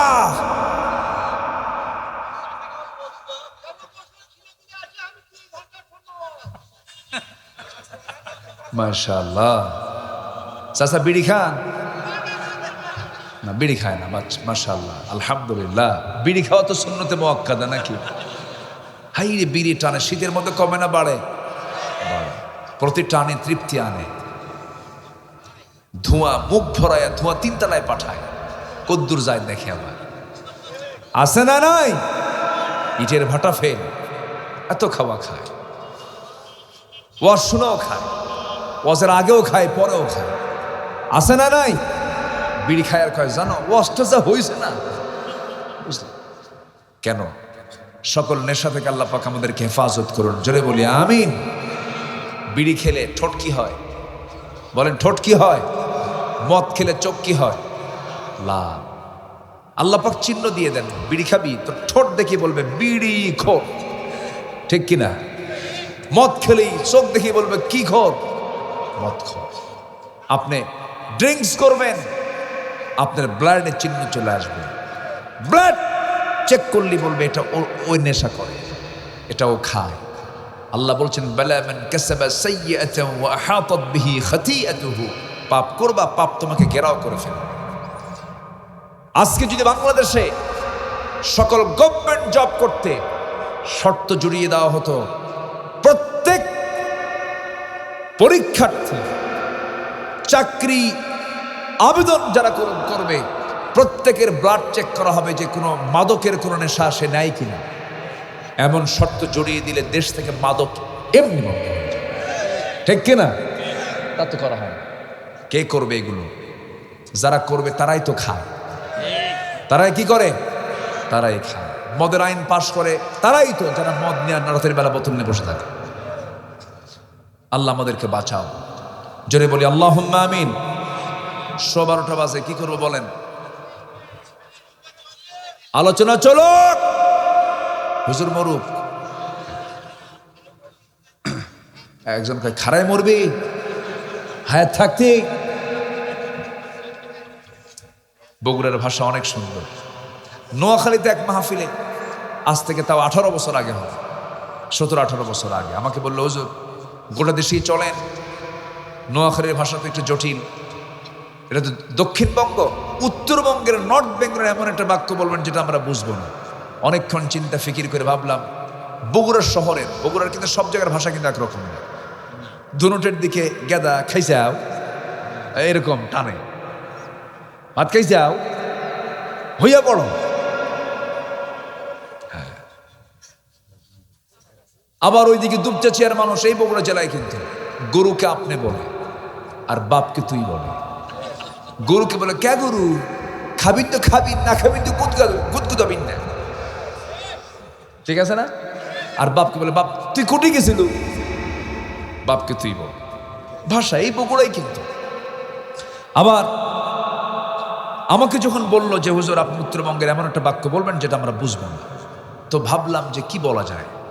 তো বগুড়া শহরের যারা একদম খাঁটি বগুড়া, যারা ধরেন মাটিজালি, চারমাথা, এই আশপাশ, রানীহাট, সাবগ্রাম, এই বলয়ের যে ভাষাটা, এটা আমি রিক্সাওয়ালাদের মতো করে একজনকে বললাম, ওই নোয়াখালীর ভাইকে বললাম, কে রে তুই আলুতে আলু, ওয়াক্কালি আলু। কি বুঝতেছেন কি? এখন উনি আমাকে বলতেছে, ভাই বলছেন আপনি? হ্যাঁ বললাম তো, একটা বাক্য বলে ফেলছি। কি বললেন?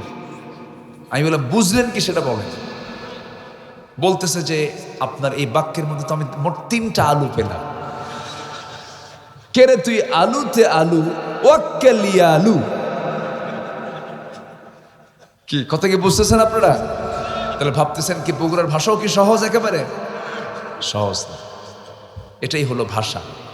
চাচা তো আমাকে ওয়াজের লাইন অন্যদিকে নিয়ে গেছে, মাশাআল্লাহ। একদম সাদামাঠা মানুষ, একদম সাদামাঠা, একদম মাটিতে বসে আছে সামনে। আল্লাহ তুমি এই সাদামাঠা জীবনকে কবুল করো, জোরে বলি আমিন। ফজর পড়েন তো? ফজর নামাজ? বুড়ি আছে? বুড়ি বুড়ি বুড়ি আছে? যাক, বিয়ে করবেন? আচ্ছা ঠিক আছে, ভালো। আমার রসুল খুব মজা করতেন। রসুল এক বুড়িকে দেখে বলেন, এই বুড়ি কোনোদিন জান্নাত পাবে না। বুড়ি তো মইরা শেষ, নবী কইছে আমি তো জান্নাত পাবো না। কাই বুড়ি কান্দো কেন? হুজুর আপনি বলছেন আমি জান্নাত পাবো না। কে বলছে বুড়ি জান্নাত পাবো না? এই বুড়ি হয়ে যাবে না, ষোড়শী হয়ে জান্নাতে ঢুকবে। যাও, জোরে কোন সুবহানাল্লাহ। বুড়ির আনন্দ দেখে কে রসুল মাঝে মাঝে একটু মজা করতেন, বউদের নিয়ে খুনসুটি করতেন। রসুল খুব পারিবারিক লোক ছিলেন, খুব মিশতেন। এবং রসুলের ইন্তেকাল হয়েছে কার উরুতে বলেন তো? স্ত্রী আম্মা জান আয়েশার উরুতে মাথা রেখে স্ত্রীকে দেখে দেখে দুনিয়া থেকে বিদায় নিয়েছে। যেরকম সুবহানাল্লাহ। রসুল পরিবারকে খুব সময় দিতেন। পরিবারকে সময় দিবেন বেশি বেশি, ছেলে মেয়েকে সময় দিবেন, মিশে যাবেন, তারাই আপনার সবচেয়ে চরম পরম বন্ধু। ওই চৌরাস্তার পরে 4-8টা খেলায় সময় দিবেন না, পরিবারকে সময় দিবেন। বলে বাদ দেন, সব বিড়ির আসর বাদ দেন, পরিবারকে সময় দিবেন, বাচ্চাদেরকে সময় দিবেন। আমার নবীজি একদিন বসে আছেন, 4 স্ত্রী এসে রসুলকে বলছেন, হুজুর আপনি কাকে সবচেয়ে বেশি ভালোবাসেন? আমাদের 4 জনের মধ্যে গন্ডগোল লাগছে। ও বলে আমি, আমাকে, ও বলে আমাকে। আপনি বলেন আপনি কাকে বেশি ভালোবাসেন? দেখেন কি রসুল কি স্ট্যান্ডার্ড রেখেছেন। এবার বলছেন, এই উত্তর আমি এখন দেব না, আগামীকালকে দেব, যাও, বলে বিদায় দিলেন। সন্ধ্যা হওয়া মাত্র আমার নবীজি করলেন কি, 8টা খেজুর নিলেন, বড় বড় সাইজের, 2টা করে খেজুর 4 স্ত্রীকে দেবেন। প্রথম আম্মা জান আয়েশার ঘরে গিয়ে বলছে, আয়েশা আমি তোমাকে ভালোবাসি, তোমাকে 2টা খেজুর দিয়ে গেলাম, কিন্তু এই গোপনে গোপনে 2টা খেজুর দিয়েছে, এই কথা যেন অন্য কোনো বইয়ের কানে না যায়। দ্বিতীয় করে একই কথা বললেন, তৃতীয় করে একই কথা বললেন, চতুর্থ করে একই কথা বললেন। পরের দিন সকালবেলা বুক ফরাসা নিয়ে 4 স্ত্রীর সামনে হেসে হাসে হাজির হয়ে বলছে, হুজুর আজকে জানাতে চেয়েছেন আপনি কাকে বেশি ভালোবাসেন। রসুল বলছেন, আমি তাকেই সবচাইতে বেশি ভালোবাসি যাকে আমি গত রাত্রিতে লুকায় 2টা খেজুর দিয়ে আসছি। যা, যেরকম সুবহানাল্লাহ। Marriage life, manage life, control করতে হবে, ব্যবস্থাপনা থাকতে হবে। খালি খেপলি কাম হয় না, খেপা যাবে না। খেপবেন সব ভেঙ্গে চুরমার হয়ে যাবে। একদম লাইনে চলবে, দেখবেন সব ঠান্ডা। খুব খেপছে, খালি বলবেন কি চাও তুমি। হয়তো ব্যাগ হাতে নিয়ে বাবের বাড়ির দিকে রওনা দিছে, কিচ্ছু না, খালি বলবেন তুমি কি চাও তুমি। কাল কি আমি একতা গাড়িতে উঠবো, ঢাকা যাব, আপন জুয়েলার্স থেকে 2 হুরি পেটা স্বর্ণের চেন নিয়ে আসবো, আর তোমার জন্য 2 জোড়া জুতা নেব, আর নারায়ণগঞ্জ থেকে বেনারসি 3টা শাড়ি নেব। সত্যি নিবা তো? কি কথা কি বুঝতেছেন? ব্যাগ দেখবেন হাত থেকে এমনি পড়ে গেছে, পরে কিচ্ছু দিবেন না, গুনাহ হবে না। কি কথা কি বুঝতেছেন আপনারা? তবে এটা কিন্তু হায়ার অ্যান্টিবায়োটিক, এটা জীবনে এক-একবার এটাকে ট্রিট করা যায়, ঘন ঘন দিলে কিন্তু কাম হবে না, হঠাৎ এটা হতে পারে। রাগ করলেন মনে হয় আপনারা? অনেক সুন্দর মানুষ আপনারা, আলহামদুলিল্লাহ। তাহলে জান্নাত প্রাপ্তির জন্য 15টা করণীয়। নাম্বার 1 নেক আমল সহ ঈমান এবং ঈমানকে টিকে রাখা। নাম্বার 2 হচ্ছে তাকওয়া অবলম্বন করা। তাকওয়াটা হচ্ছে আমার একটা জিনিস, বেঁচে থাকা, ইনসাফ থাকা, আদালত ঠিক থাকা। ওমরে ফারুকের নাম শুনছেন সবাই? কয় নাম্বার খলিফা? ওমর রাদিয়াল্লাহু আনহু কয় নাম্বার? 2 নাম্বার। কয় নাম্বার? 2 নাম্বার খলিফা। 1 নাম্বার খলিফা আবু বকর ইবনে কুহাফা রাদিয়াল্লাহু তাআলা। ওমর ফারুক। বহুদিন আগে এক মাহফিলে বললাম, ওমর ফারুককে চিনেন কে? সামনে থেকে এক ছোট্ট ছেলে দাঁড়াবে, হুজুর আমি চিনি। কে? দোতলায় আমাদের ভাড়া থাকে। খুব জোরে বলল। আমি বললাম তুমি 100তে 100 নাম্বার পাইছো। ওর এলেম যদ্দুর উত্তর ততদূর। এই ওমর কিন্তু দোতলায় থাকা ভাড়া ওমর না, এটা হচ্ছে অর্ধ দুনিয়ার শাসনকর্তা ওমর। জোরে করেন সুবহানাল্লাহ। এই ওমর ফারুক রাদিয়াল্লাহু তাআলা আনহু তিনি রাষ্ট্রের কিছু মধু নিয়ে বাড়িতে আসলেন। সেই মধুর বোতলে 5 জনের মধু আছে। কয়জনের? 5টা পরিবারের, তার মধ্যে ওনার একটা, আর বাকি 4টা প্রতিবেশীদের। বউকে বললেন, বউ আমার একটু ভাগ কর। 5 ভাগ করে 1 ভাগ আমাদের আর 4 ভাগ প্রতিবেশীকে দিতে হবে। বোতল দেওয়ার কিছুক্ষণ পরে আবার বলতেছে, না তোমাকে ভাগ করতে দেব না, বোতলটা আমাকে দাও। আচ্ছা বলেন তো, এই আচরণ যদি আমাদের বউয়ের সঙ্গে আমাদের হয় তাহলে কি হতে পারে? সবাই চুপচাপ, মনে হচ্ছে সবার বাড়ির বউ সব রাবিয়া বসে। লাগবে কিনা বলেন? চরম লাগবে। কিন্তু আমার তুমি বিশ্বাস করলে না, অনেক কিছু হয়ে যাবে। কিন্তু ওমর ফারুকের বউ তার ওরকম না। উনি কিচ্ছু বললেন না, তবে মন খারাপ একটু তো হবেই। প্রতিবেশীর কাছে গিয়ে বললেন 5টা ভাগ করো। 5টা ভাগ করা হলো। ওনার অংশটুকু নিয়ে চলে আসলেন। নিয়ে এসে স্ত্রীর সামনে দাঁড়িয়ে বলছে, স্ত্রী আমার, আমি তোমাকে দারুণ ভালোবাসি, সম্মান করি। আমি রাষ্ট্র চালাই, তুমি আমার পরিবার চালাও, রান্না বান্না করে বাচ্চাদেরকে খাওয়াও, ওদের সমস্ত কিছু দেখভাল করো। তুমি যদি আমার পরিবার না দেখতে, আমি রাষ্ট্র দেখতে পারতাম না। আমার স্ত্রী, আমি তোমার কাছ থেকে মধুর বোতলটা আমি নিয়ে অন্য কাউকে ভাগের দায়িত্ব দিয়েছি, তোমাকে ভাগ করতে দেই নাই। কারণটা হলো, মধু যেহেতু তরল জিনিস, এই তরল জিনিসটা ভাগ করতে গিয়ে যদিও সমান ভাগে ভাগ হবে, কিন্তু হাত দিয়ে যখন তুমি এটাকে ভাগ করতে যাবে, হাতের মধ্যে 2 ফোঁটা হোক 3 ফোঁটা হোক কিছু মধু লেগে যাবে। এতটুকুন মধু আমাদের অংশে বেশি আসুক, এটা চাই নাই মনে করে মধুভাগের দায়িত্ব আমি অন্যের কাঁধে চাপায়া দিয়েছি। কি কথা ক্লিয়ার? এটার নাম তাকওয়া। এটার নাম কি? তাকওয়া। আমরা কখনো কারো হক নষ্ট করব না, জোরে বলি ইনশাআল্লাহ। নাম্বার 3, নামাজ কায়েম এবং অনর্থক কাজ থেকে নিজেকে বিরত রাখা। নাম্বার 4, মাঝে মাঝে রোজা রাখা। নাম্বার 5, রবের প্রতি তাওয়াক্কুল করা। বাচ্চা দেবেন কে? দেবেন নাকি? আচ্ছা দিয়েও আবার নেবেন কে? আবার দিয়েও আবার রেখে দেন কে? আল্লাহ। সব ফয়সালা কার? তাহলে বাচ্চা নেবার জন্য যে মাঝে মাঝে মহাস্থান গড় যায়, আছে কিনা এরকম? আছে কিনা বলেন, আছে কিনা? কয়েছে হুজুর ছাগল নিয়ে আসছি। কি নিয়ে আসছে? ছাগল। খাওয়াবে কারে? কারে খাওয়াবে? বাবা। কি বাবা? মোষওয়ালা। মোষ, 2.5 ইঞ্চি মোষ, লাল টকটকা, সালাড চট পড়ে থাকে, মাথার চুলও বড়, মোষও বড়, দাড়িও বড়, বগলের চুলও বড়, নিচের দিকে আর গেলাম না। এই বদমাইশগুলো, এরা কখনো আল্লাহওয়ালা না, এরা সন্ত্রাস। ঠিক কিনা? আমি 2018 সালে আমাকে হাসিনা একটু জেলখানায় পাঠাচ্ছে, তুমি যাও ওখানে গিয়ে দাওয়াতি কাজ করো, বাইরে করো ভিতরেও করো। ভিতরে ঢুকছিলাম, ভিতরে ঢোকা মাত্র এক বুড়ো চাচা আমাকে দেখে, এবং এই সোনাতলা। সোনাতলা কোনটা? আশপাশেই তো, ওই যে কি ডাকুমারা তো সোনাতলা মানে নাকি? আচ্ছা যাই, বোসার পুকুর টুকুর আছে না? আচ্ছা, এই বোসার পুকুরের কিছু ছেলে পেলে ওরাও দেখে জেলখানায় ঢুকছে, 16 জন। আচ্ছা আমি ঢুকছি, ঢোকার পরে এক বুড়ো চাচা আমাকে দেখে সালাম দিয়ে বলে, হুজুর আপনি জেলখানায় ঢুকছেন? খুব খুশি হলাম। তো বললাম, জেলখানায় ঢুকলে কি খুশি হয়? খুশি হলেন কেন? কে মাহফিলে যাই, দূর থেকে আপনারা দেখি, এত দেখলাম চেষ্টা করছে একদিন, এত চেষ্টা করছে মোসাফা করবো, মিলে নাই। কোন দিক দিয়ে আপনি আসেন আর যান খুঁজে পাই না। আল্লাহ আমার কি মিলাই দিছে, সামনে চলে আসছেন, ধরা খায় পড়ছেন। দোয়া করি আপনি জেলখানায় থাকেন।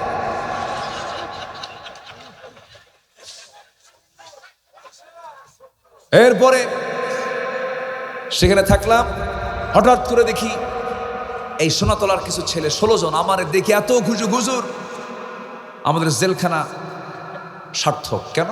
আপনার ওয়াজ শুনতে যায়, রাস্তায় ফেরার পথে আমাদের নিয়ে জেলখানে ঢুকে দিচ্ছে। তাহলে বক্তাও জেলে, শ্রোতাও। এরপরে কয়েকদিন পরে দেখি এক বুড়া চাচা, এরকম লাল টকটকা মস, দাড়ি বড়, মাথার চুল বড়, হাসেও না কান্দেও না, বুঝলেন, ভান ধরে থাকে, লাল শালু পরে জেলখানায় তাকে আটকে রাখছে। নতুন আসছে। বললাম, চাচা আপনি এই বুড়া বয়সে জেলখানায় শীতের মধ্যে কেন? বাবা, প্রশাসনের মাথা খারাপ হয়ে গেছে। কেন? এরা বেহেশতের গাছ নিয়ে ষড়যন্ত্র শুরু করছে। বললাম, কেমনে? কিসের বেহেশতের? গাজা। গাজা নাকি বেহেশতের গাছ? গাজা নিয়ে ধরা পড়ছে। এগুলো বদমাইশ, এদের কাছে চাবো না। আমরা চাইবো কার কাছে? তাওয়াক্কুল করবো কার? আল্লাহ। সন্তান ছেলে হোক মেয়ে হোক, মন খারাপ করা যাবে না। মেয়ে হলে পরে বারবার বলে, বউকে বলে তোর পেট আসলেই পচা। আবার কিছু কিছু মহিলা আছে বলে যে আল্লাহ তোমার চোখকে আসলে ঠিক নাই। ওই আব্দুল রহিমের বাড়ির 4টা ছেলে, আর আমার বাড়িতে আব্দুল করিমের বাড়ির 4টা মেয়ে। ওই বাড়ির 2টা দিয়ে এই বাড়ির 2টা দিলেই তো হতো। তুমি কি আল্লাহ দেখো না, বোঝো না কিছু? দেখছেন কি হবে আল্লাহর ভুল থাকবে? এরকম আছে না? নাই না। আল্লাহ সব মেজারমেন্ট করেন। আল্লাহ কাকে কোনটা দিতে হবে আল্লাহ ভালো জানেন, এইভাবেই দেন। জোরে কারণ সুবহানাল্লাহ। কখনো মন খারাপ করবো না, যা দিবেন আল্লাহ তাতেই আলহামদুলিল্লাহ। নাম্বার 6, সম্পদ ব্যয় করব কার পথে? জোরে কোন কার পথে? আচ্ছা, বিড়ির পিছনে লাখ টাকা খরচ হয় না, এটা কার পথে? কোন ভালো করে? হায় হায় হায়, এত বিড়ি খায় জাতি, শত শত কোটি টাকা খরচ করে বিড়ির পিছনে। আল্লাহ তুমি এই সমস্ত অপচয় থেকে জাতিকে হেফাজত করো, জোরে বলি আমিন। নাম্বার 7, মন্দ প্রতিহত করে ভালোকে প্রতিষ্ঠা করা। নাম্বার 8 হলো শিরক থেকে দূরে থাকা। নাম্বার 9 হলো ধৈর্য ধারণ করা। ধৈর্য আগে না বিয়ে আগে? ধৈর্য আগে না মাহফিল শোনা আগে? ধৈর্য আগে, তাহলে মাহফিল শুনতে পারবে। ব্যবসা আগে না ধৈর্য আগে? ধৈর্য আগে। লুঙ্গির দোকান নিয়ে বসছেন, এক লুঙ্গি দেখে কি লুঙ্গি কেনে? 10টা দেখে, এরপরও পছন্দ হয় না, কয় না হলো না। 10 লুঙ্গি দেখাইছেন, তার ভাঁজও খুলছেন, তাও নিল না। আপনি রাগ উঠতেছে কিনা রাগ করা, যদি রাগেন 10টা তুই লুঙ্গি দেখছিস, নিবি না, বাইন্দা রাখবো। আসবে এরকম দোকানদার এই দোকানে কোনোদিন আসবে লোক? ব্যবসা হবে? ধৈর্য, সব জায়গায় ধৈর্য লাগবে। কি রাগের রাগ! এক মহিলা সেদিন ফোন দিয়ে বলছে, হুজুর একটা কথা বলি কি, আমার স্বামী না সকালেও তালাক দেয়, বিকেলেও তালাক দেয়, আমি কি আসি না? কি কথা কি বুঝতেছেন আপনারা? বলেন, এটা শুধু রাগারাগির কারণে এই অবস্থাগুলো হয়ে যায়। আমরা এগুলো থেকে বাঁচবো, জোরে বলি ইনশাআল্লাহ। নাম্বার 10, আমরা তওবা করবো কার কাছে? আল্লাহর কাছে। 11 হলো আল্লাহর পথে জিহাদ করা। হ্যাঁ, এরপরে 12 হচ্ছে পাপের উপর অবিচল না থেকে মহান আল্লাহর নিকট ক্ষমা প্রার্থনা করা। নাম্বার 14 হলো সত্যের পথে অবিচল থাকা। নাম্বার 14 হলো আল্লাহর জন্য মুমিনের মাঝে পরস্পর সুন্দর সম্পর্ক রক্ষা করা। সর্বশেষ হচ্ছে অন্যায় অশ্লীলতা থেকে মুক্ত হয়ে ইহসান, ন্যায় পরায়ণতা, হক্কুল ইবাদ আদায় করা। এই 15টা কাজ যদি কোনো বান্দা করতে পারে, জান্নাতের সুপযুক্ত বান্দা হয়ে যাবে। আল্লাহ কবুল করুন। যে যেখানে আছেন আমরা বসে পড়ি। আমরা চাইবো কার কাছে? এ চাচা গেল কই? ওই জায়গায় কেন? আপনি এইখানে আসেন।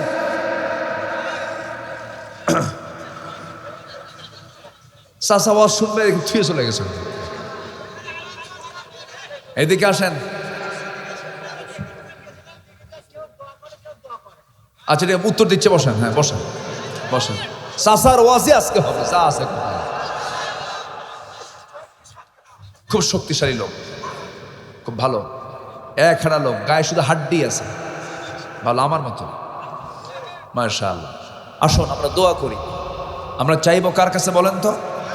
আল্লাহর কাছে চাইবো, আল্লাহ যেন আমাদেরকে মাফ করে দেন। দোয়া নামাজের পরে না, ফরজ নামাজের পরে দোয়া, এটা আছে না নাই? এই তো বলতেছেন তো আপনি। যদি কেউ পড়ে সমস্যা নাই, যদি কেউ না পড়ে তাও সমস্যা নাই। কি কোনো সমস্যা আছে? আর যদি কেউ পড়ে সমস্যা নাই, যদি কেউ নাও পড়ে সমস্যা নেই, কারণ ওই দোয়াটা নামাজের কোনো অংশ নয়। করলে করতে পারে, না করলে না করতে পারে। যদি কেউ লুঙ্গি খোলে আর মাথায় টুপি দেয়, কাম হবে? কিন্তু লুঙ্গি আছে কিন্তু মাথার টুপিটা হয়তো বা বাদ পড়েছে, নামাজ কি হবে না? হবে। জাস্ট এরকম। কিন্তু আপনি যদি এই মাথার টুপি নিয়ে মারামারি করতে গিয়ে লুঙ্গি খোলেন, তাহলে তো সব শেষ। অতএব নামাজ পড়ুক, এটা নিয়ে ফিতনা করার দরকার নাই। আমিন আসতে বলে না জোরে বলা?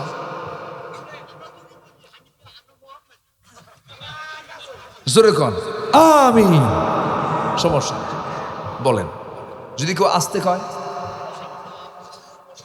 আচ্ছা আসতে বললেও তার সমস্যা নাই, না বললেও সমস্যা। যদি কেউ আমিনটা নাও বলে নামাজ হবে না? হবে কিনা বলেন? হবে। এটা নিয়ে গন্ডগোল করা যাবে? হাত এখানে বাঁধে নাভিতে, আপনি কোথায় বাঁধেন? এখানে বাঁধে, কোনো সমস্যা নেই। মক্কায় নামাজ পড়তেছে, আমার সঙ্গে দুজন গেছে, সেখানে এক মুসল্লি নামাজ পড়তেছে, বান্ধেই নাই, এখানেও নয় এখানে। আল্লাহু আকবার। এখন নামাজ শেষে কয়, হুজুর এটা কি? আমি বললাম, তুই এখানে ফতুয়া দিতে আসছিস, নামাজ পড়। ও ঠিক আছে। তাহলে নাভিতেও বাধা যায়, বুকেও বাধা যায়, না বাঁধলেও সমস্যা, কোনো সমস্যা নেই। তো একজন বলছে নাভিতে হাত বাঁধা যাবে না, বুকে হাত বাঁধতে হবে। নাভিতে হাত বাঁধলে হবে না, বুকে হাত বাঁধতে হবে। এরকম আছে না? এই ফতুয়া শুনে একজন নামাজ পড়তে নিয়ে একজন কইছে নাভিতে হাত বাঁধতে হবে, একজনকে বুকে হাত বাঁধতে হবে। কোথায় বাঁধবে? আল্লাহু আকবার, কপালে হাত বাঁধছে কোথায়? তো আপনার ফতুয়া যদি হাত কপালে যায়, তাহলে ফতুয়া তো বিপদ। ইন্নামাল মুমিনুনা ইখওয়াহ ফাসলিহু বাইনা আখওয়াইকুম ওয়াত্তাকুল্লাহ। আমরা ভ্রাতৃত্ব নিয়ে থাকতে চাই। নূর মাটি, মিলাদ কিয়াম, দোয়া, ফরজ নামাজের পরে দোয়া, আমিন আসতে বলা, জোরে বলা, 3 রাকাত, 1 রাকাত, 8 রাকাত, 20 রাকাত, এগুলো নিয়ে যারাই ফিতনাবাজ সৃষ্টি, তারাই ফিতনাবাজ। এগুলোর এখন দেখার সময় নাই। আলেমরা সব এক, এখন এক প্ল্যাটফর্মে এসেছে। আমরা এক কথাই বলতে চাই, আগামীর বাংলাদেশ আমরা আলেমদের হাতে তুলে দিতে চাই।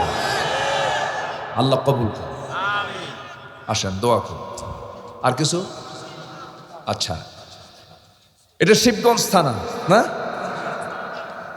আমার জন্মস্থান কিন্তু বগুড়া জেলায়, শেরপুর থানায় আমার জন্ম। আল্লাহ তাআলা আপনাদের দোয়ায় পৃথিবীর বহু দেশে আল্লাহ পাক আমাকে নিয়েছেন, গিয়েছি, আলোচনা করি, কথাবার্তা ভাঙ্গাচোরা, মানুষ ডাকে, যাই। তো আমি 1 বছর আগে তো চান্সই পাই নাই, সুযোগই দেয় নাই। হাসিনা খুব দৌড়াইছে আমাদের, আরাম পাই নাই।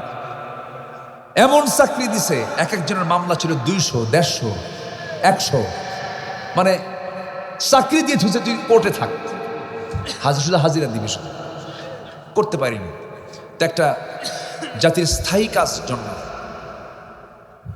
7, 8, 9 এই বছর বয়সী বাচ্চা কার কার আছে, অথবা নাতি কার কার আছে? হাত তোলেন তো দেখি। ছেলে অথবা মেয়ে, 7, 8, 9, 10 এই বয়সী ছেলে মেয়ে অথবা নাতিপুতি কার কার আছে? দেখি হাত তোলেন দেখি। একজনের 4টা। আচ্ছা ঠিক আছে, হাত নামান। 7 থেকে 8, 9, 10 এই বয়সী বাচ্চাদেরকে আমি টার্গেট করে একটা প্রতিষ্ঠান আমি দাঁড় করেছি বগুড়ার শেরপুরে। আমি নিজে দেখভাল করি। আমি যখন এদিকে আসি, নিজে ক্লাসও নেই, বসি, তেলাওয়াত শুনি, আদব আখলাক কিছু শিখাই। তো